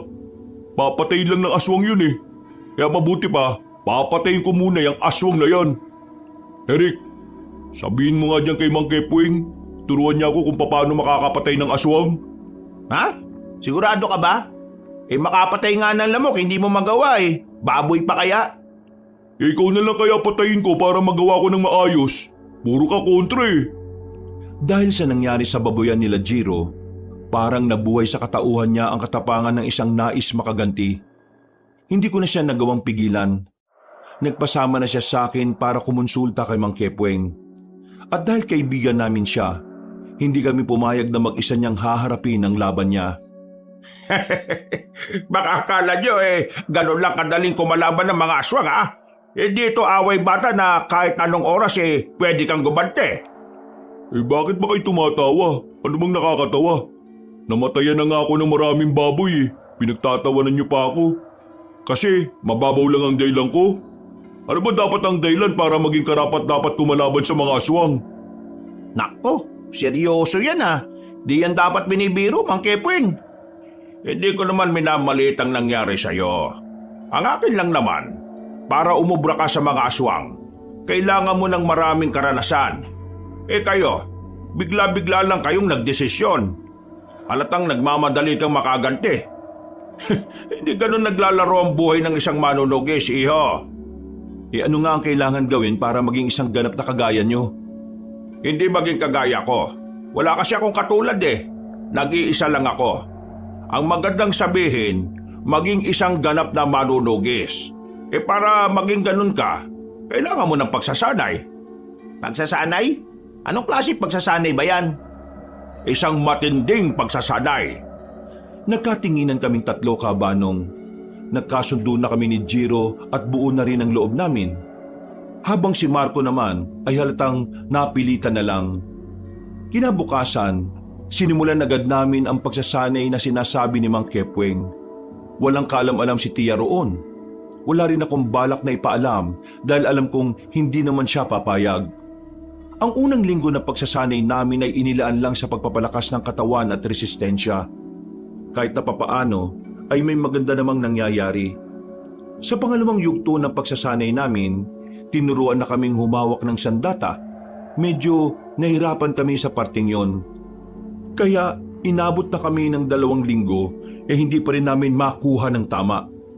Kaya niyo pa ba? 14 na araw na tayo sa pagsasanay ng sandata ha? Hirap na hirap pa rin kayong tatlo. Kaya nga nagsasanay para masanay Hindi kami susuko hanggat hindi namin nagagawa ng tama. Alam nyo kasi, hindi dapat nasasayang ang araw natin. Itong tinuturo ko sa inyo, dapat nakukuha nyo na ito ng 5 araw lang. Kasi habang nasasayang ang araw natin, yung pumatay sa mga baboy mo iho, malakas na ulit ngayon. Turuan niyo pa kami. Makukuha rin namin yan. At saka, bakit ba kayo naangal? Nagbabayad naman si Jiro sa inyo Kung sa bagay, di tara, tuloy ang pagsasanay. Naalarma kami nang marinig namin ang mga kaluskos na yon. Unang pumasok sa utak namin ay baka may mga aswang na sa paligid. Sumenya si Mang Kepweng para maghanda kami. Akala ko noon magagamit na namin ang mga itinuro ni Mang Kepweng. Pero hindi pa pala. Isang matandang lalaki ang bigla na lang lumabas sa halamanan. Tulungan niyo ako, pakiusap. Nawindang kami na mapag-alamang sugatan na matandang yon. Sobrang dami niyang hiwa sa katawan. Malalalim. Umaagos din ang dugo niya at nakikita naming parang nahihirapan na siya. Ano nangyari sa'yo? Yung mga rebelde. Ay, tulungan niyo ako. Higa natin siya na maayos. Daling kaya natin siya sa ospital. Wag, ayoko. Bigyan niyo lang ako ng... Lalabas pa tayo ng gubat. Sobrang layo pa ng ospital. Meron ako ipapainom sa kanya para hindi niya maramdaman ng sakit. Ako bahala. Tatahiin ko yung sugat niya at magbubudbud ng pampahinto ng pagdurugo. Sigurado ka bang kaya mo siyang gamutin? Ang lala ng sugat niya, no? Titignan ko kung anong magagawa ko. Basta, mapabagal lang natin ang pagdurugo kakayanin niyang makasalba. Kung mauna na tayo, Marco. Para habang ginagamot ni Mang Kepweng, hahanap na tayo ng sasakyan. Sakaling hindi mo bratong gagawin niya. Magbabakasakali tayong itakbo na siya kung saan siya pwede na mas malapit na ospital. O di, sige. Bilisan niyo lang 2. Agad-agad na umalis ang 2 kaibigan ko. Naiwan kami ni Mang Kepweng kasamang matandang hirap na dahil sa mga sugat niya. Hindi na siya nakapagsasalita. Kaya noong mga sandaling yon, wala nang sinayang na sandali si Mang Kepweng. Kinuha na niya ang likido na nakalagay sa maliit na garapon. Kulay pula yun na medyo malapot. Agad niya yung pinainom. Ang sabi ni Mang Kepweng, pampamanhid daw yun ng katawan. Pagkatapos noon, meron naman siyang ibinudbud sa mga sugat na matanda. Halos mamilipit sa sakit ang matandang lalaki. Sobrang hapdi. Kailangan ko lang tahiin habang bumabagal pa ang pagdurugo. Kaso ang dilim hindi ko makita. Nasaan ba yung dala nating flashlight? Naiwan ko sa bahay Ay, pambihira naman Meron ka bang posporo? Meron. Kukuha lang ako ng mga tuyong sanga na pwedeng padingasin. Ay sige, ako na. Bantayan mo na lang itong matandang to. Kailangan ko rin kasi humanap ng dahon ng bayabas O sige ho, bilisan nyo Nagmamadaling umalis si Mang Kepweng Kabanong. Habang ako naman, binantayan ko lang ang matandang lalaki. Nung una, akala ko hindi na niya kinaya. Bigla lang kasing hindi na siya gumagalaw. Manong, naririnig niyo po ba ako? Buisit, bakit bang tagal niyang bumalik? Makailang ulit kong inalog-alog ang matandang lalaki. Sa huli kong pag-alog sa kanya, muli siyang dumilat. Bumangon siya nang hindi man lang ginagamit ang kamay niya. Napaatras ako, natumba dahil sa pagkabigla. Para siyang patay na nabuhay. Nagpatunog-tunog pa siya ng leeg. Manong, anong nangyayari sa inyo? Ay, mabuti naman at nasagip pa ako. Akala ko mamamatay na ako Teka, paanong ayos na kayo? Kanina lang hirap na kayo Pakisabi sa kasama mo, maraming salamat. Utang ko ang buhay ko sa kanya, kaya hahayaan ko muna siya. Ha? Teka, saan ka pupunta? Baka makita ka na naman ng mga rebelde. Pagpapahinga na muna ako sa amin. Sige. Ho? Sandali lang Naglakad na siyang mabilis na parang walang nangyari. Naiwan akong windang na windang. Hindi ko alam kung paano ang isang matandang halos maghingalo na ay bigla na lang lumakas. Nasaan na yung matanda? Uy, tinatanong kita. Ho? Ang sabi ko, nasa na yung matanda? Bakit wala na? Mang Kepweng, hindi ka maniniwala sa sasabihin ko. Yung matanda, umalis na. Ha? Anong umalis? Critical ang lagay nun. Anong umalis ang pinagsasasabi mo? Kaya nga di ba ang sabi ko, hindi ka maniniwala. Totoong umalis na siya. Nagulat nga rin ako Kanina kasi, parang hindi na siya humihinga. Tapos, nung binitiwan ko na siya, bigla na lang siya bumangon. As in, parang walang nangyari. Ewan ko, kahit ako nababaliw rin sa kakaisip kung paano nangyari yun Eric, alam kong pagod kayo sa pagsasanay. Pero itong sinasabi mo, kabaliwan talaga Ano ba talaga nangyari? Yun na nga ang nangyari. Bakit bang ayaw niyo maniwala sa akin? Paano nga ako maniniwala sa sinasabi mo? Napaka-imposible. Yan din ang naisip ko ngayon. Pero totoong nangyari. Totoo talagang nangyari. Paano nangyari yon? Diyos ko naman Mga ilang sandali lang ay nakabalik na rin si Marco at Giro. Nang malaman nila ang nangyari ay nawindang din sila. Hanggang sa makaalis na kami sa lugar na yon ay hindi pa rin maalis-alis sa isipan ko kung bakit biglang lumakas sa matandang tinulungan namin. Tahimik lang kaming nasa bakuran ni Mang Kepweng. Lumamig na ang kape na tinimpla niya para sa amin. Pero napakalalim pa rin ang iniisip ko. Ipahinga mo muna yung utak mo, pre. Kapag iniisip mo ng iniisip, baka sumakit lang ang ulo mo Oo, tama si Giro. Ang utak dapat pinagpapahinga rin. Lalo na kapag madalas mong magamit. Maliban na lang kung inutil ka. Hindi masyadong nagagamit ang utak ng mga inutil Mang Kepweng, may masama akong kutob Ano? Masamang kutob? Anong ibig mo sabihin? Tumayo ko sa harapan nila. Naglakad ako ng pabalik-balik. Hinawakan na ako ni Marco nang mahilo na rin sila sa akin. Habang ako, hindi ko pa rin alam kung tama ba ang iniisip ko. Yung matandang yon. Ay, sandali. Tumatawag yung kasamahan ka. Sandaling lumayo si Mang Kepweng. Maya-maya'y bumalik siya at baka sa mukha ang pagkabahala. Oh, bakit? Anong problema? Para kang pinagsakluban ng langit at lupa. Tumawag sa akin yung mga kasamahan ko sa kabilang nayon. Ang sabi nila, nakainkwentro daw nila yung pinuno ng mga aswang. anong nangyari? Napuruan nila yung pinuno ng mga aswang. Mapapatay na sana nila ang kaso nakatakas. Yung pinuno ng aswang? Matandang lalaki ba? Oo, ang aswang na yun matandang lalaki. Bakit? Baka tama nga ang hinala ko. Hinala? Ano? Mabiting ka pa Yung matandang tinulungan natin kanina, isang aswang. Baka siya yung pinuno ng mga aswang kaya ganun siya kabilis gumaling. Ha? Sigurado ka ba? Teka. Sabihin na natin na pinuno nga ang aswang yon. Pero paano naman siya biglang lalakas ng gano'n na lang? Critical nga. Mang Kepweng, sabihin mo nga sa amin, ano yung likido na pinainom mo sa kanya? Pampamanhid nga.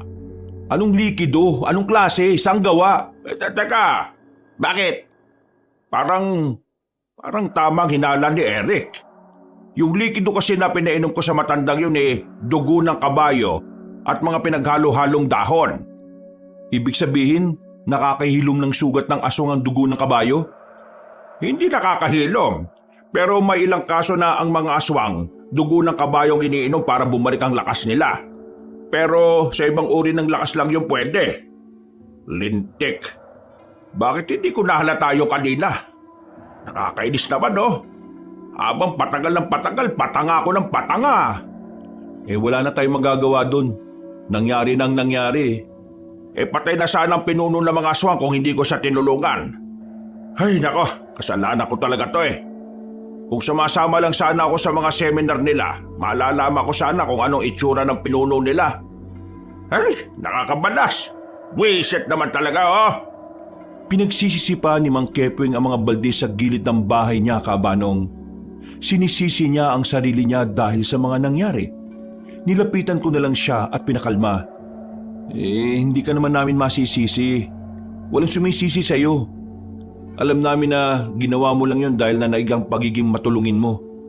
Alam naman namin na kung alam mo lang na aswang yon, hindi mo naman hahayaang makatakas yun Tama. Ang mahalaga ngayon, alam na natin kung sino ang pinuno ng mga aswang. Nakakasiguro ako na magagawa mo siyang talunin. Ikaw pa ba, Mang Kepweng? Hindi. Hindi nyo naiintindihan Nagtulong-tulong ang magagaling na manunugis ng iba't ibang lugar para lang kalaban ng nag-iisang aswang na yon. Ngayon, malakas na siya ulit. Hindi ko alam kung paano pa yun matatalo. Nagawa lang nilang maisahan kanina pero hindi na yun mauulit pa. Anong gagawin nyo? Susuko ka na lang? Iiyak ka na lang dyan? Akala ko ba mahusay ka? Akala ko ba matikas ka? Iiyak ka lang dyan ng ganyan na lang nang wala kang ginagawa? Walang natatapos na problema kung emosyon ang uunahin natin, Mang Kepweng. Kapag nalaman ni Tiyan na nagkakaganyan ka, baka hinambalos ka pa ng gulong ng truck nun. Tutulungan ka naming maitama kung ano man ang pagkakamali natin ngayong gabi. Sa mga sinabi naming yon, ay parang natauhan naman si Mang Kepweng. Naliwanagan na rin siya. Sinamantala na rin namin ang sandaling yon para mag-isip ng mga maaaring gawin para makaiwas muna sa panganib.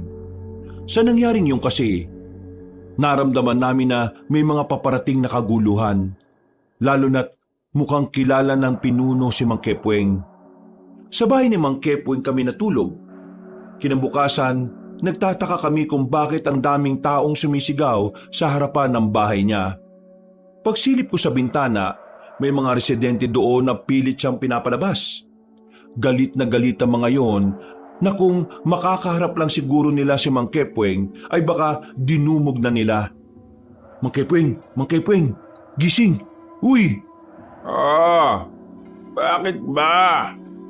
Ang daming tao sa labas. At ano yung sinasabi nilang manluloko ka? Peking manggagamot ka raw. Umamin ka nga sa amin. Ano na naman katarantaduan ang ginawa nyo? Diyos ko, gigil na gigil sila. Ano ba, Mang Kepweng? Anong meron? Inailangan namin munang umalis ng bahay ni Mang Kepweng para makaiwas sa galit ng mga tao. Nagpunta na muna kami sa bahay ni Jiro. Doon na muna namin pinalipas sa mga oras. Napapailing na lang si Mang Kepweng pero hindi siya nakatakas sa mga tanong namin kaya napaamin din siya sa bandang huli. Totoo naman ang mga sinasabi nila. Hindi sila gumaling sa mga sakit nila dahil hindi naman ako totoong manggagamot.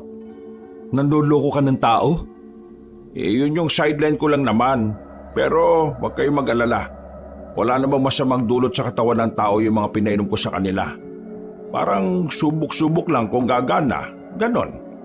Lakas din naman pala ng amats mo, Mang Kepweng eh. Bakit ka nanloloko ng tao? Para kumita. Hirap nang mamuhay ngayon eh. Kapag lumabang ka ng patas, talo ka. Mindset mo pang kriminal eh. Kriminal ka ba? Malamang hindi. Buwang ka yata eh. Galit na sa'yo yung mga tao. Yung iba sa kanila, taga-ibang lugar pa. Kaya magiging most wanted ka na rin sa ibang baryo. Sa madaling sabi, matitigil na rito kalokohan mo kasi wala naman niniwala sa'yo eh. Naiintindihan naman namin na kailangan mo ng pera.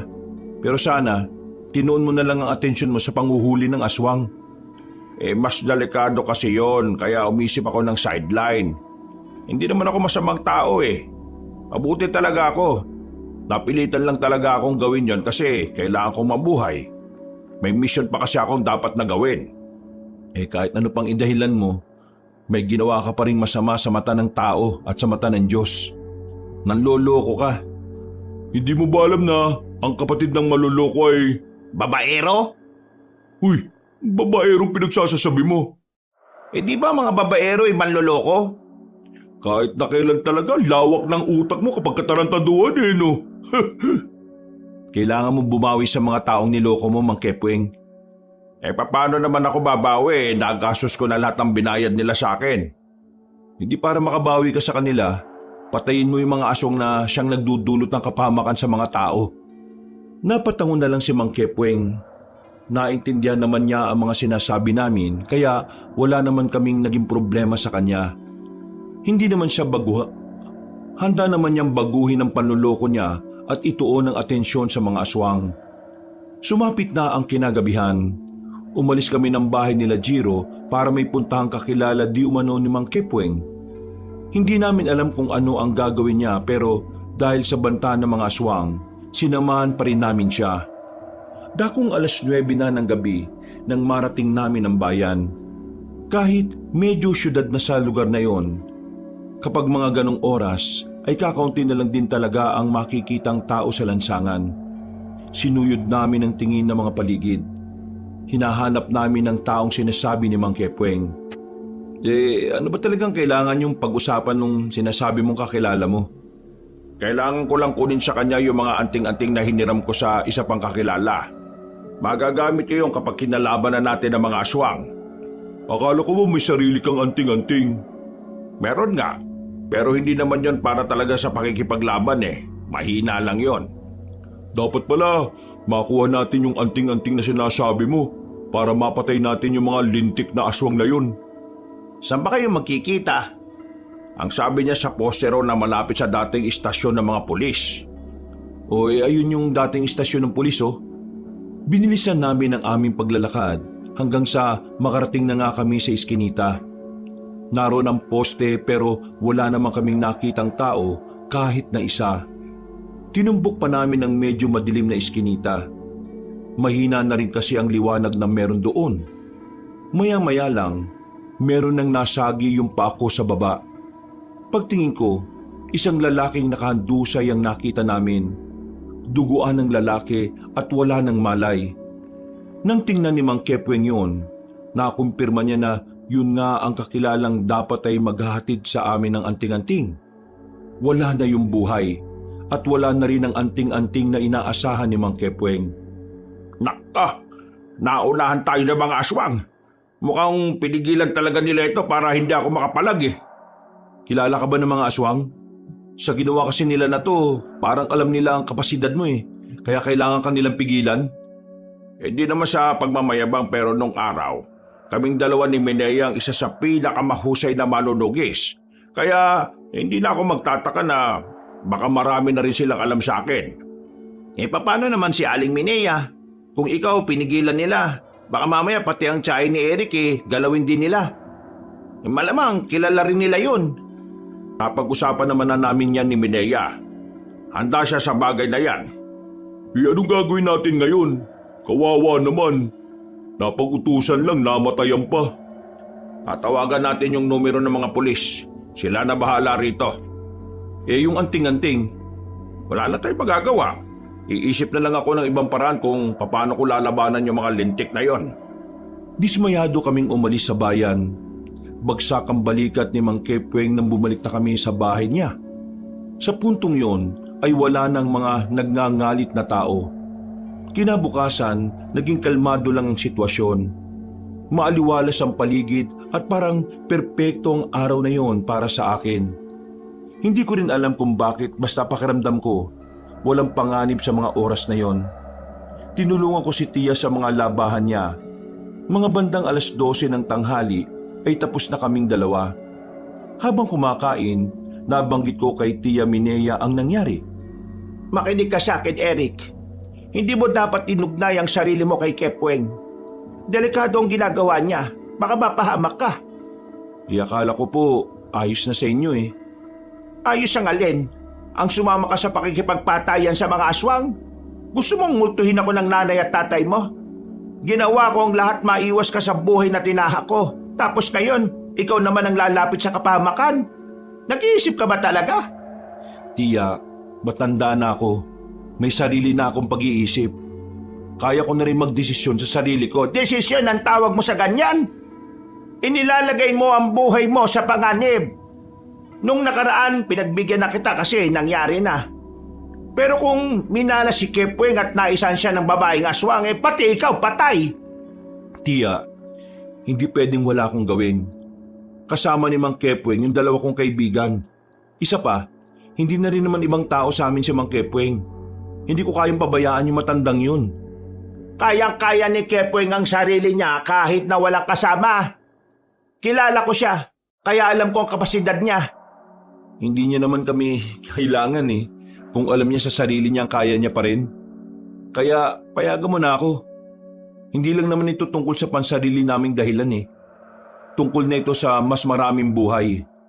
Alam kong naiintindihan mo rin ako kasi naranasan mo rin namang magpahalaga sa buhay ng iba eh. Kailangan ni Mang Kepweng ng kasama. Lalo na ngayon, buhay ang pinuno. Yan, isa pa yan. Patay na sana ang pinuno ng mga aswang kung hindi dahil sa pagiging peking manggagamot nitong si Kepweng. Nakakabanas eh. Yung iba, hindi magamot. Tapos yung pinuno ng aswang nagamot niya. At teka, alam niyong peking manggagamot siya? Malamang. Wala namang naitatagong lihim sa akin na matandang yun eh. Napabuntong hininga na lang si Tia. Tumingin siya sa akin ng seryoso. Baala ka na sa buhay mo, Eric. Basta ako, sinabihan na kita. Tia, may malaking problema ngayon si Mang Kepweng eh. Wala siyang magagamit na anting-anting na mas malakas. Meron akong alam na solusyon dyan. Puntaan mo si Kepweng. Sabihin mo pinapatawag ko siya. Pagkatapos ng pananghalian, ay wala na akong sinayang na oras. Tumakbo ko patungo sa bahay ni Mang Kepweng. Sakto namang naroon siya, pati na rin ang dalawa kong kaibigan. Agad naman silang sumama sa akin. Bandang 1:00, naglakad na kami paalis. Tinatahak namin ang isang daan na madalang nalang mapuntahan ng mga tao. Isa yung abandonadong daan na dating alternatibong dinaraanan ng mga taga-baryo. Pero dahil sa pagguho ng lupa mula sa kabundukan, naharangan ng daan at hindi na kailanman napakinabangan. Sa dinami-rami ba naman ng lugar na pagtataguan mo ng anting-anting? Dito pa talaga sa lugar na ito.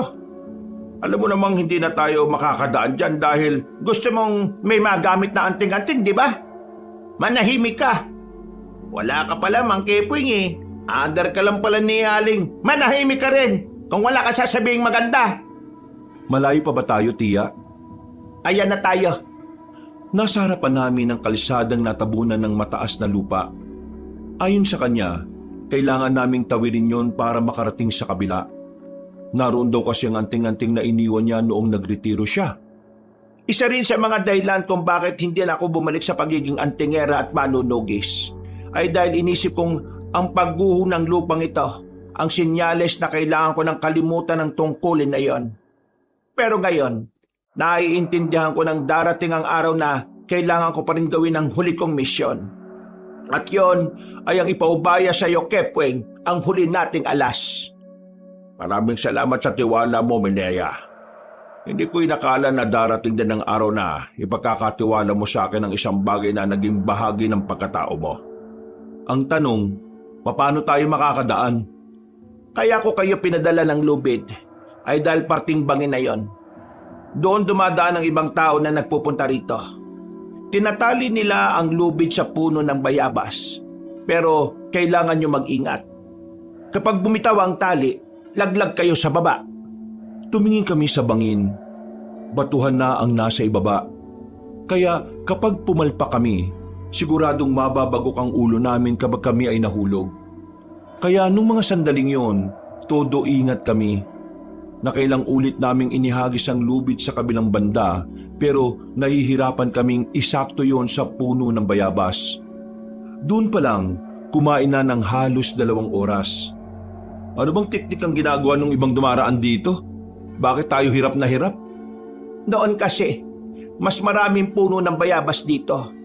Pero dahil nga matagal na yon, yung ibang puno'y rumupok at nahulog na sa ibaba. Isang paraan na lang ang nakikita ko para makatawid sa kabila. Kailangan nating akyatin tong bundok na ito. Sigurado? Pwede naman, kaso ang tarik masyado. Delikado masyado. Baka mahulog pa kayo dyan. Hindi ako na lang ang aakyat. Sasama ko. Hindi, kahit ako na lang mag-isa. Matanda ka na. Mahina ng tuhod mo. Walang bubuhat sa'yo kapag hindi mo kayang maglakad. Medyo pasmadong bibig nitong pamangkin mo Pero may punto naman siya. Sige na, simulan nyo na habang hindi pa dumidilim. Basta kapag nakarating na kayo sa kabila, kailangan nyong mahanap ang ilog. Iisa lang naman ang ilog doon. Pagdating nyo doon, puntahan nyo ang pinakamalalim. Sa ilalim nun, meron kayong makikitang patatsulok na bato. Doon nakadikit ang anting-anting. Pambira ka naman. Ang hirap naman yan. Bakit doon mo pa inilagay? Dahil doon ko rin naman siya natagpuan. Sige na, lalarga na kami. Mag-iingat kayo.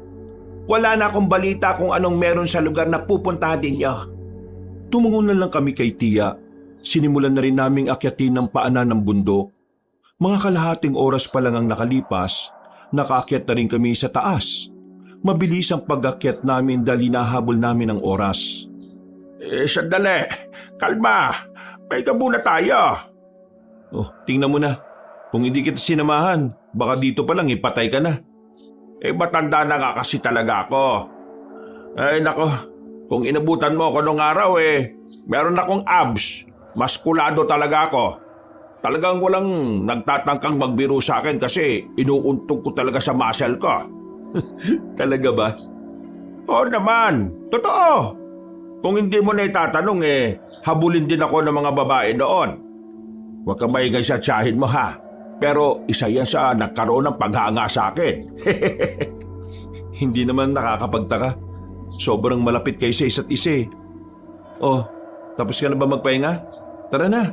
5:00 na Mahirapan na tayong maghanap kapag gumabi na. Nauna na akong naglakad kabanong. Maingat ang pagbaba na ginawa namin dahil medyo madulas. Medyo mabagal talaga kami dahil inaalalayan ko pa si Mang Kepweng. Mga bandang saktong 6:00 na, saka lang kami nakababa. Hindi ko alam pero bigla na lang bumigat ang pakiramdam ko. Parang may negatibong enerhiya ang lugar na yon para sa akin. Bakit? Hindi ko alam. Parang sumama ang pakiramdam ko. Hindi ako komportable Normal na maramdaman mo yan. Matagal-tagal na rin kasing abandonado tong lugar na ito. Kahit na gano'n na ang nararamdaman ko, ay tumuloy pa rin kami kabanong.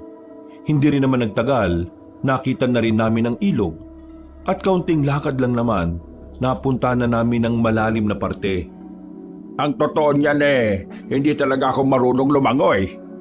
Kita mo na. Kung hindi mo pa pala ako kasama, paano mo kukunin yung anting-anting? Ikaw na ang sumisid. Oo, ako talaga. Alangan namang ikaw. Nang mailawan na namin ang tatsulok na bato sa ilalim, hinanda ko na ang sarili ko para lumublob. Pero bago yon, bigla na lang kaming nakarinig ng mga kaluskos sa paligid. Sa tingin pa lang sa akin ni Mang Kepweng, alam ko na kagad kung anong mga yon. Huwag mo silang intindihin. Sisirin mo na. Hahawakan ko ang flashlight. Sigurado ka ba? Baka mapahama ka na naman. Kahit naman hindi ka sumisid mapapahamak din naman ako. Kung ganun lang din naman, edi sisirin mo na. Hindi naman ako tatayo rito para lang mamatay. Siyempre, lalaban ako sila. Sige na, bilisan mo na. Nagmamadali akong sumisid pa ilalim kabanong. Nang makapa ko na ang tatsulok na bato, meron akong nakita roon na kumikislap. Malakas ang kutob ko na yun na ang anting-anting. Ang kaso, nang subukan kong kunin, masyado siyang madikit. Kaya kailangan kong lakasan ang pagkuha. Pero biglang nawala ang ilaw na nakatutok sa akin. Napapalaban na pala kasi si Mang Kepweng. Kaya naman kahit madilim na at wala na akong makita sa ilalim, ginawa ko makakaya ko para makuha ang anting-anting. Mabilis akong umahon. Nakita ko si Mang Kepweng na pinagtutulungan na ng mga aswang. Mang Kepweng, saluhin mo! Kumikinang-kinang na ang anting-anting na hugis buto ng sampalok. Nang masaluyo ni Mang Kepweng, nagliwanag ng bahagya ang paligid. Nasilaw ang mga aswang. Pag-alis ng liwanag, nakita ko na lang na biglang lumakas si Mang Kepweng. Pinagsasasapak at pinagsisisipa niya ang mga aswang. Parang hindi na siya matandang nirarayuma. Mas mabilis siya kumpara nung nakalaban niya yung babaeng aswang. Dumistansya ang mga aswang nang mapansin nilang hindi nila kaya si Mang Kepweng. Maya-maya lang, may isa pang aswang na lumabas mula sa gilid. Boses pa lang nito, kilalang kilala na namin. Ang lakas din naman ang loob mong umapak dito sa lugar namin mga aswang. Lugar? Kailan nyo pa naging pag-aari ito? Ha! Ang kakapal din ng mga mukha nyo no? Dito ka na mabubulok, Kepweng. Isang malaking pagkakamali na pumunta ka rito. Tingin mo ba'y pupunta ako rito para lang mamatay? Pumorma si Mang Kepweng, bagay na pinagtaka naman ng babaeng aswang. Habang ako naman, nasa gilid lang. Ginaw na ginaw. Nanunood sa kanila at hindi ko alam kung anong gagawin. Hindi ako makakilos dahil sa lamig ng tubig. Eric, diyan ka na muna. Tatapusin ko lang itong babaeng ito. Pwede bang bilisan mo na? Nilalamig na ako eh. Hindi na nagsayang ng oras si Mang Kepweng. Nagmamadali na itong nilapitan ng mga aswang sa gilid. Walang kahirap-hirap niyang pinabagsak ang mga yon gamit lang ang kanyang kamao. Kinabigla ni Elaine ang nakita niya. Pero sa halip na umalis, mas lalo itong nagkaroon ng dahilan para lumaban. Gumapang sa batuhan si Elaine. Lumundag ito ng mataas papunta kay Mang Kepweng. Pero hindi nagtagumpay ang babaeng aswang. Nasuntok siya ni Mang Kepweng sa sikmura. Dahilan para mapabagal ang kilos nito. Bakit parang lumakas kang matanda ka? Sabi ko naman kasi sa iyo hindi ako nagpunta rito para mamatay. Nagpunta ako rito para pumatay. Pumatay ng aswang! Ganyan ba talaga kapag nagkakaroon ng anting-anting? Yumayabang at dumadaldal? Si Mang Kepweng naman ang umatake. Pinagsusuntok niya si Elaine. Makailang ulit itong tinamaan sa mukha kaya naman namagana ang kaliwang mata nito. Hindi pa nakontento si Mang Kepweng. Binalibag niya rin ng maraming beses ang babaeng aswang hanggang sa mahirapan nitong makabangon. Isang malaking pagkakamali na nakita mo ako rito, Elaine. Katapusan mo na ngayon.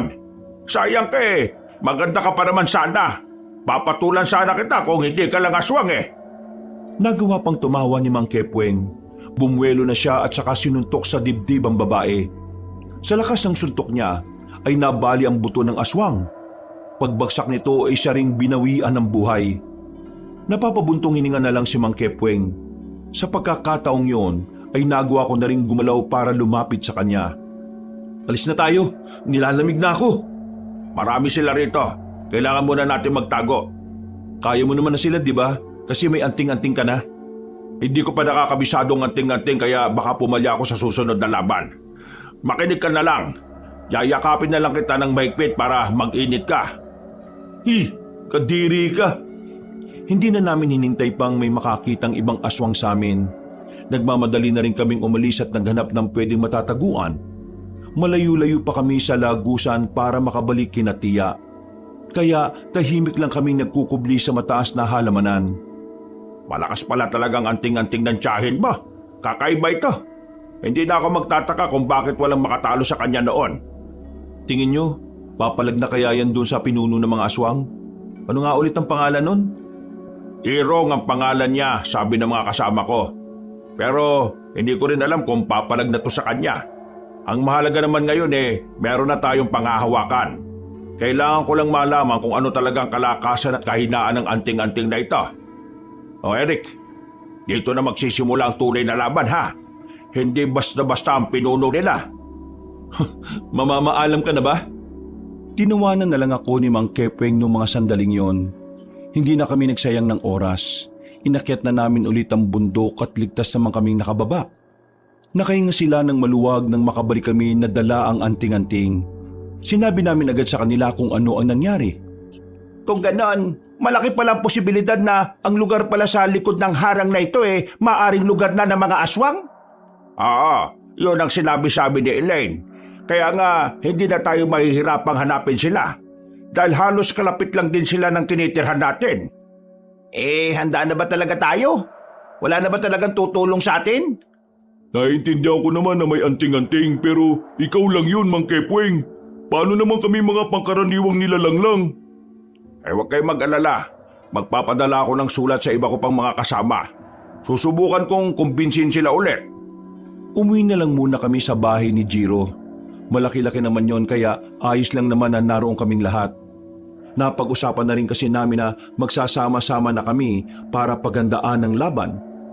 Nung gabing yon, nakapagpahinga naman kami ng maayos. Pero hindi pa rin mabura-bura sa utak ko ang nangyari. Nagawang patayin ni Mang Kepweng si Elaine gamit lang ang kamao. Iniisip ko kung magagawa niya rin ba yon sa pinunong aswang na si Irong. Kinabukasan paggising ko, wala na sa bahay si Mang Kepweng. Nakita namin siya sa labas kasama si Tia Minea. May mga ipinapaliwanag sa kanya ang tiyahin ko. Himala naman na seryosong nakikinig sa kanya si Mang Kepweng na parabang isang bata.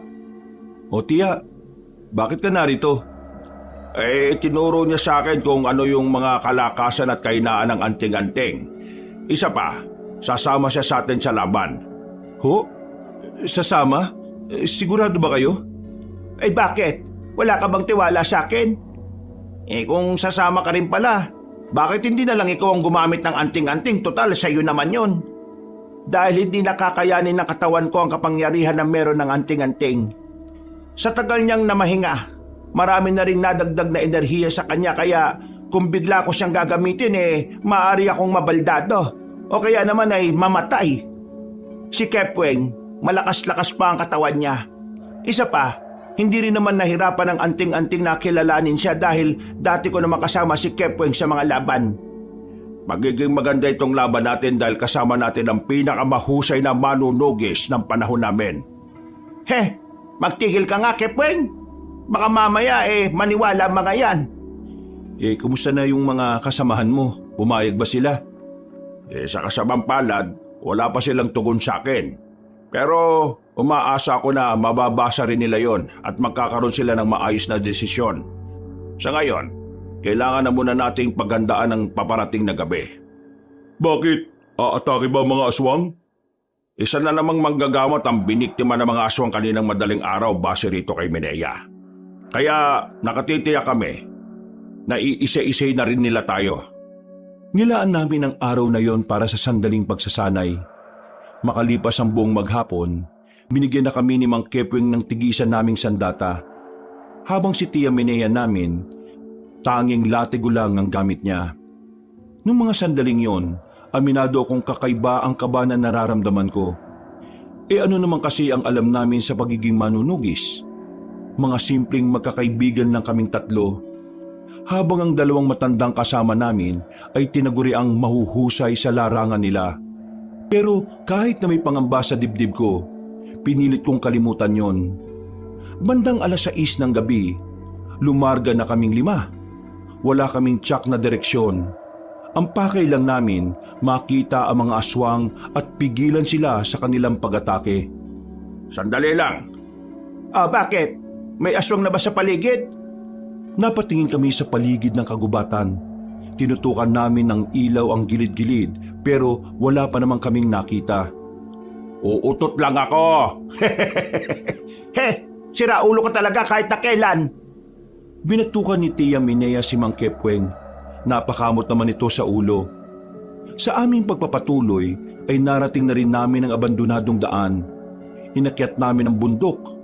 Makalipas lang ang halos 1 oras, nakababa na ulit kami. Nakatapak na kami sa hinihinala naming lugar ng mga aswang. Kaya naman mas lalong tumaas ang aming kaba. Kung ano man ang iba niyong iniisip, huwag niyo munang isipin. Ituon niyo ang atensyon niyo sa mga oras na ito. Papalapit na tayo sa lugar nila. Hindi nagtagal, nakarinig na kami ng malalakas na hiyaw mula sa kung saan. Ang sabi ni Tia Minea, kumpirmadong mga aswang daw yun. Humihiyaw daw ng ganun ng mga aswang para tawagin ang iba pa nilang mga kasama. Sa ideya pa lang na mas marami sila kumpara sa amin, alam na naming madedehado kami. Pero kapag nakikita ko si Mang Kepweng at Tia Minea na parabang hindi man lang kinakabahan, kahit papaano'y napapanatag ang kalooban ko. Nagtiwala na lang ako sa kung anuman ang magagawa nila sa laban na yon. Dito pala naglulungga ang mga hinayupak ah. Sa wakas, nakita na rin namin kung saan ang mga aswang. Isa yung malawak na kapatagan. Naglagay lang sila ng mga tent na nagsisilbi nilang tulugan. Hindi bababa sa 15 aswang ang naroon. At ayon pa sa 2 matanda, wala pa roon ang pinuno ng mga aswang. Hindi ko nararamdaman dito yung pinuno nila. Ibig sabihin, may pagkakataon tayo para lagasin ang mga yan. Mamadaliin lang natin, kaya ihanda niyo ang sarili ninyo. Mamadaliin? Bakit? Superhero ba tayo para matalo natin kaagad ang mga yan? Basta't wala kayong gagawing sariling desisyon ha. Mapapatay natin ang mga yan. Pagbilang ko ng 3, lalabas tayo at lulusubin natin sila kaagad. 1, 2, 3, lusob! Naunang lumabas si Mang Kepweng at agad din naman kaming sumunod. Nang makita kami ng mga aswang na naroon ay agad silang naalarma. Sabay-sabay silang nagpalit ng anyo. Hindi nagtagal, lumusob na rin sila sa amin. Si Tia, winasiwas niya ng maayos ang kanyang latigo. Kami naman ay dumistansya ng bahagya para hindi kami mahagip. Sa tuwing may tatama ang aswang si Tia Minea, parang napapaso umang yun sa sobrang hapdi. Si Mang Kepweng naman, pambihira ang bilis. Ang galaw ay tila kalkuladong-kalkulado. Oh, tayo naman! Ito na pagkakataon ko para makaganti sa mga salot na yan. Para ito sa mga baboy namin! Sugod! Nilapitan ko ang aswang na nasa harapan ko. Tinatad ko siya ng maraming taga. At sa mga sandaling yon, nagawa ko rin siyang patamaan. Mas lalo akong ginanahan. Ang kaba na kumakain sa sistema ko ay parang bigla na lang naglaho. Hanggang sa hindi ko na namamalayan, nakakatatlong aswang na pala ang napapatay ko. Habang ang 2 kaibigan ko naman ay nasa maayos na kalagayan pa rin. Si Tia at Mang Kepweng, kalmadong-kalmado pa rin. Parang minamani-mani lang talaga nila ang pakikipaglaban sa mga yon. Makalipas sa mga halos 10 minuto, ang ibang aswang ay sumuko na rin. Pero halos kalahati sa kanila ay nakabulagta na sa lapag. Nasugatan din naman kami ng mga kalmot nila. Pero mga daplis lang yon na hindi rin naman nakapagdulot ng matinding sakit sa katawan namin. Eto na yon? Hindi man lang ako pinagpawisan? Mamaya, hindi ka lang basta pagpapawisan. Duduguin ka pa. Huwag kayo masyadong maging kampante ha, Marco. Mga abubot lang ni Irong ang kinalaban natin. Mababang uri ng aswang lang ito. Mababang aswang lang sila sa lagay na yan? Ang bibilis na ng mga yan ah. Isipin mo na lang kung gaano kabilis yung mga mas malalakas pa dyan. Tara na. Wala na tayong oras para magdaldalan pa. Palis na sana kami ng mga sandaling yon, Kabanong, nang biglang makaramdam kami ulit ng mga presensya sa paligid. May paribagong grupo ng mga aswang na dumating. At noong mga sandaling yon, inabisuhan na kami ni Mang Kepweng na ang mga susunod na makakalaban namin ay hindi na basta-basta. Sa mga sandaling yon, dito na kami kinabahan ng malala. Angil pa lang kasi ng mga aswang, ramdam na ang kanilang kabangisan. Bumuntong hininga na lang ako. Hinigpitan ang hawak na itak.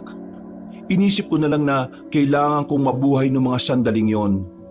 Marco, ito na agad ang hiling mo. Malalakas na kalaban na. Kaya ihanda mo na ang dasal mo. Dapat hindi ka mabubulol kapag nagdasal ka na. Mang Kepweng naman nananakot pa talaga eh. Nanahimik na kami nang palibutan na nila kami. Nagtataka kami kung bakit parang hindi agad sila umaatake. Yung pala, kasama na pala nila ang kanilang pinuno. Mula sa madilim na gilid, lumabas ito at lumapit sa amin. Pumapalakpak na akala mo'y isang laro lamang ang mangyayaring labanan. Binabati ko kayo dahil nakarating kayo sa mundo namin. Ikaw, Kepwing! Yan ang pangalan mo, di ba? At kayong 3 binata. Naaalala niyo pa ba ako? Dapat patay ka na kung hindi lang dahil sa amin. Sa madaling sabi, meron akong utang na loob sa inyo. Lalong-lalo na sa iyo, Kepwing. Kaya naman, ngayong gabi ay hindi pumasok sa isipan ko na makipaglaban sa inyo. Parang hindi naman kasi tama ang taong nagligtas sa akin gagawin kong kaaway.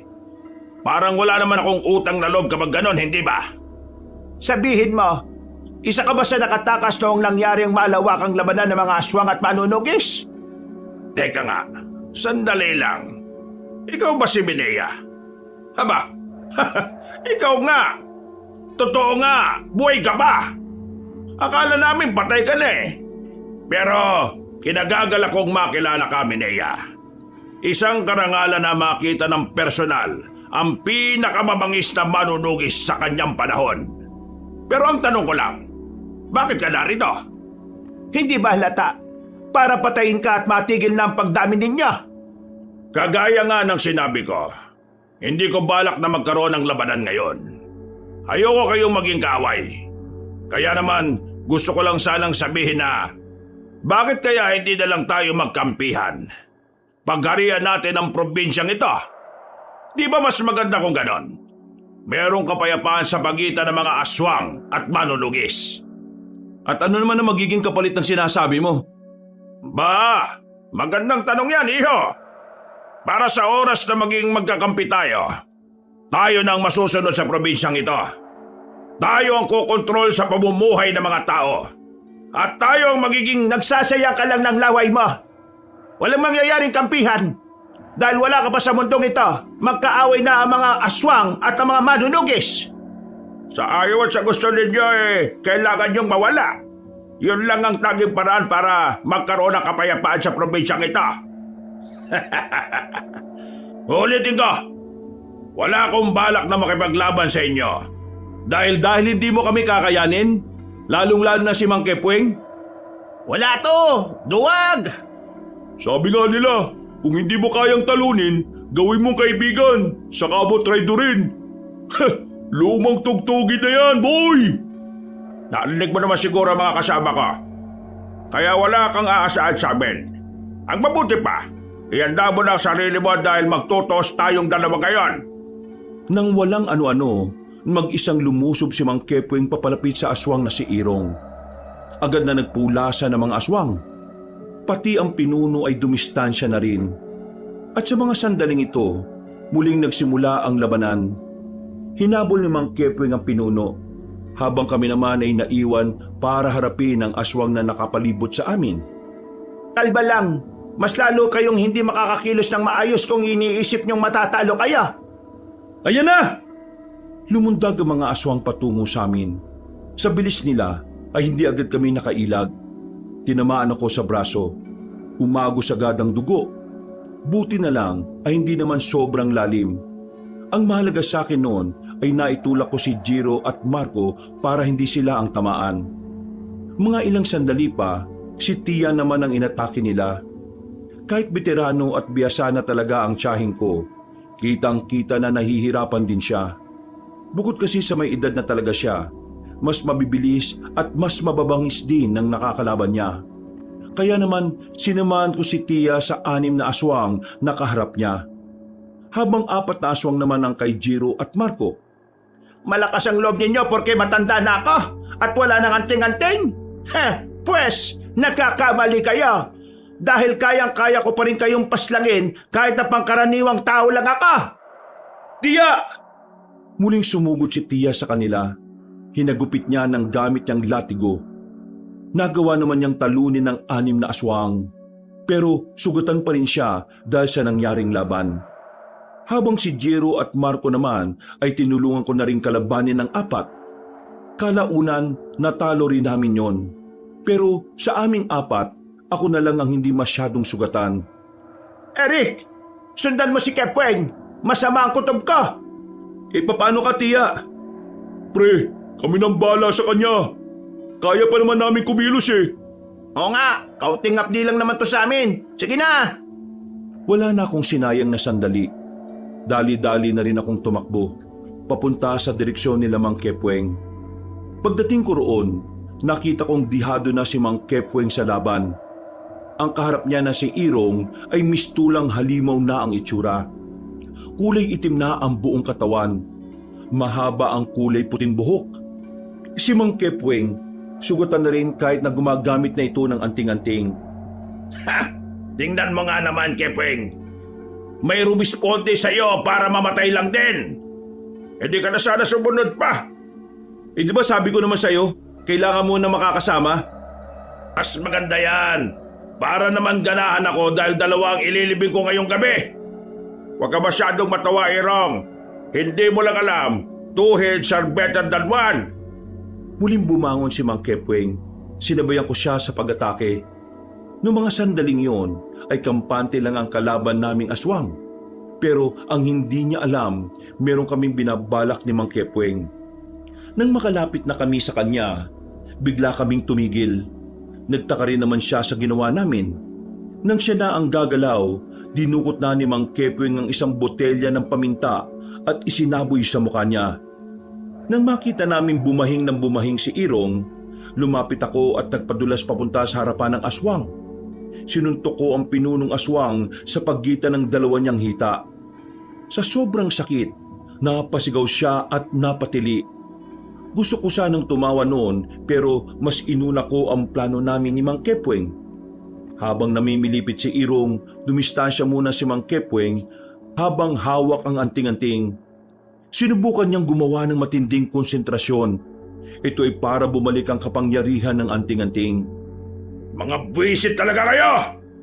Hindi ko hinayaang makarecover ang aswang na yon. Kaya nang makadampot ako ng sanga ng puno, tinusok ko kagad siya sa puwet. Napatalon siya sa sobrang sakit habang bumabahing pa rin. Kahit na nagawa ko ang mga yon, hindi nawawala ang kaba sa kalooban ko dahil ako ang mas malapit sa aswang. Pero kailangan kong gawin yon para mabigyan ng oras si Mang Kepweng na maibalik ang lakas ng anting-anting. Nagalit si Irong sa mga ginawa ko sa kanya. Kahit na namimilipit sa sakit at bumabahing pa rin, dinakma niya ako sa leeg. Itinaas sa ere. Gigil na gigil at mas lalo kong nangamba nang makita kong mas humaba na ang mga kuko niya. Akala niyo matatalo niyo ako sa mga ganitong taktika niyong pangbata? Hindi! Masyado ka lang malakas. Kaya ginamitan ka na rin namin ng utak. Tignan mo kaya ang nasa likuran mo. Lumingon si Irong. Sinamantala ko yon para makagawa ng paraan para makaalis. Tinusok ko naman ang mga mata niya gamit ang dalawa kong daliri. Nang mabitiwan niya ako, sakto namang naibalik na ni Mang Kepweng ang kapangyarihan ng anting-anting. Mang Kepweng! Ikaw na! Umanda ka sa akin ngayon, sinaulo ka! Sa sobrang bilis ng paglapit na ginawa ni Mang Kepweng, hindi na yun namalayan pa ni Irong. Isang malakas na suntok sa tagiliran ng kanyang pinatikim sa aswang. Pagdapo ng kamao niya, napasigaw ng malakas ang pinuno. Bumalandra din ito sa puno. Mas lalong nanggigil sa kanya ang aswang na yon at muli itong umatake. Pero dahil bumalik na nga ang kapangyarihan ng anting-anting na gamit ni Mang Kepweng, nagagawa na nitong ilaga ng bawat kalmot at suntok ni Irong. Hindi ka na makakatama dahil ikaw na ang matatamaan! Malakas na sapok na naman sa muka ang pinakawala ni Mang Kepweng. Sinundan pa niya ng isa hanggang sa hindi ko na mabilang. Noong mga sandaling yon, kita agad na hindi na uubra ang kalaban namin. Kaya hindi na nagpatumpik-tumpik pa si Mang Iner. Bumuelo na ito habang hindi pa nakaka-recover ang matandang aswang. Pinadapo na niya ang pinakamalakas na suntok sa dibdib. Tumilapo na naman agad ang aswang na yon. Nangingisay. Susubukan pa sana nitong makabangon pero pagtukod pa lang ng isang tuhod ay muli na naman bumagsak. Sumuka ng dugo at sa huli tumirik ang mga mata. Sa wakas, natalo na natin ang Salotayta. Ang galing mo, Mang Kepweng. Mas magaling ka. Nagawa mo makuha ang mga senyas ko. Wala yun. Di ba nga, two heads is better than one? Mismo! Nang masiguro naming patay na nga ang pinuno ng mga aswang, ay binalikan na rin namin ang aming mga kasama. Sabay-sabay kaming umuwi. Nakahinga na rin kami ng maluwag noong mga sandaling yon. Isang buwan ang nakalipas, wala na kaming nakitang aswang sa buong probinsya. At dahil dito, ay sakalang kami napanatag.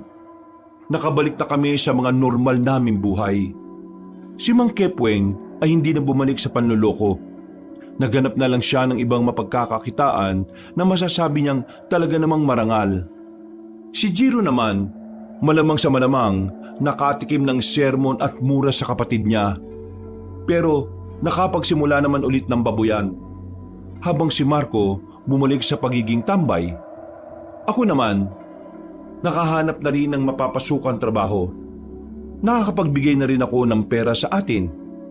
At ang tiyahin ko, hindi tumigil sa paglalabada, sa halip itinigil na rin niya ang pagtuturo niya sa mga bagong manunugis.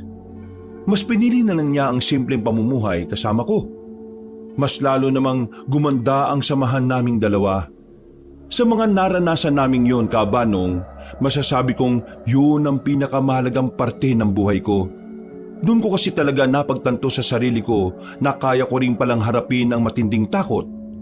Kaya ngayon, kapag may mga hamon sa buhay na dumarating, kalmado ko na lang yung hinaharap.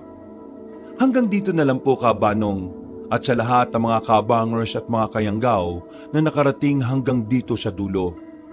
Maraming salamat po sa inyong pagsubaybay. Pinagpalang araw po sa inyong lahat. Wakas!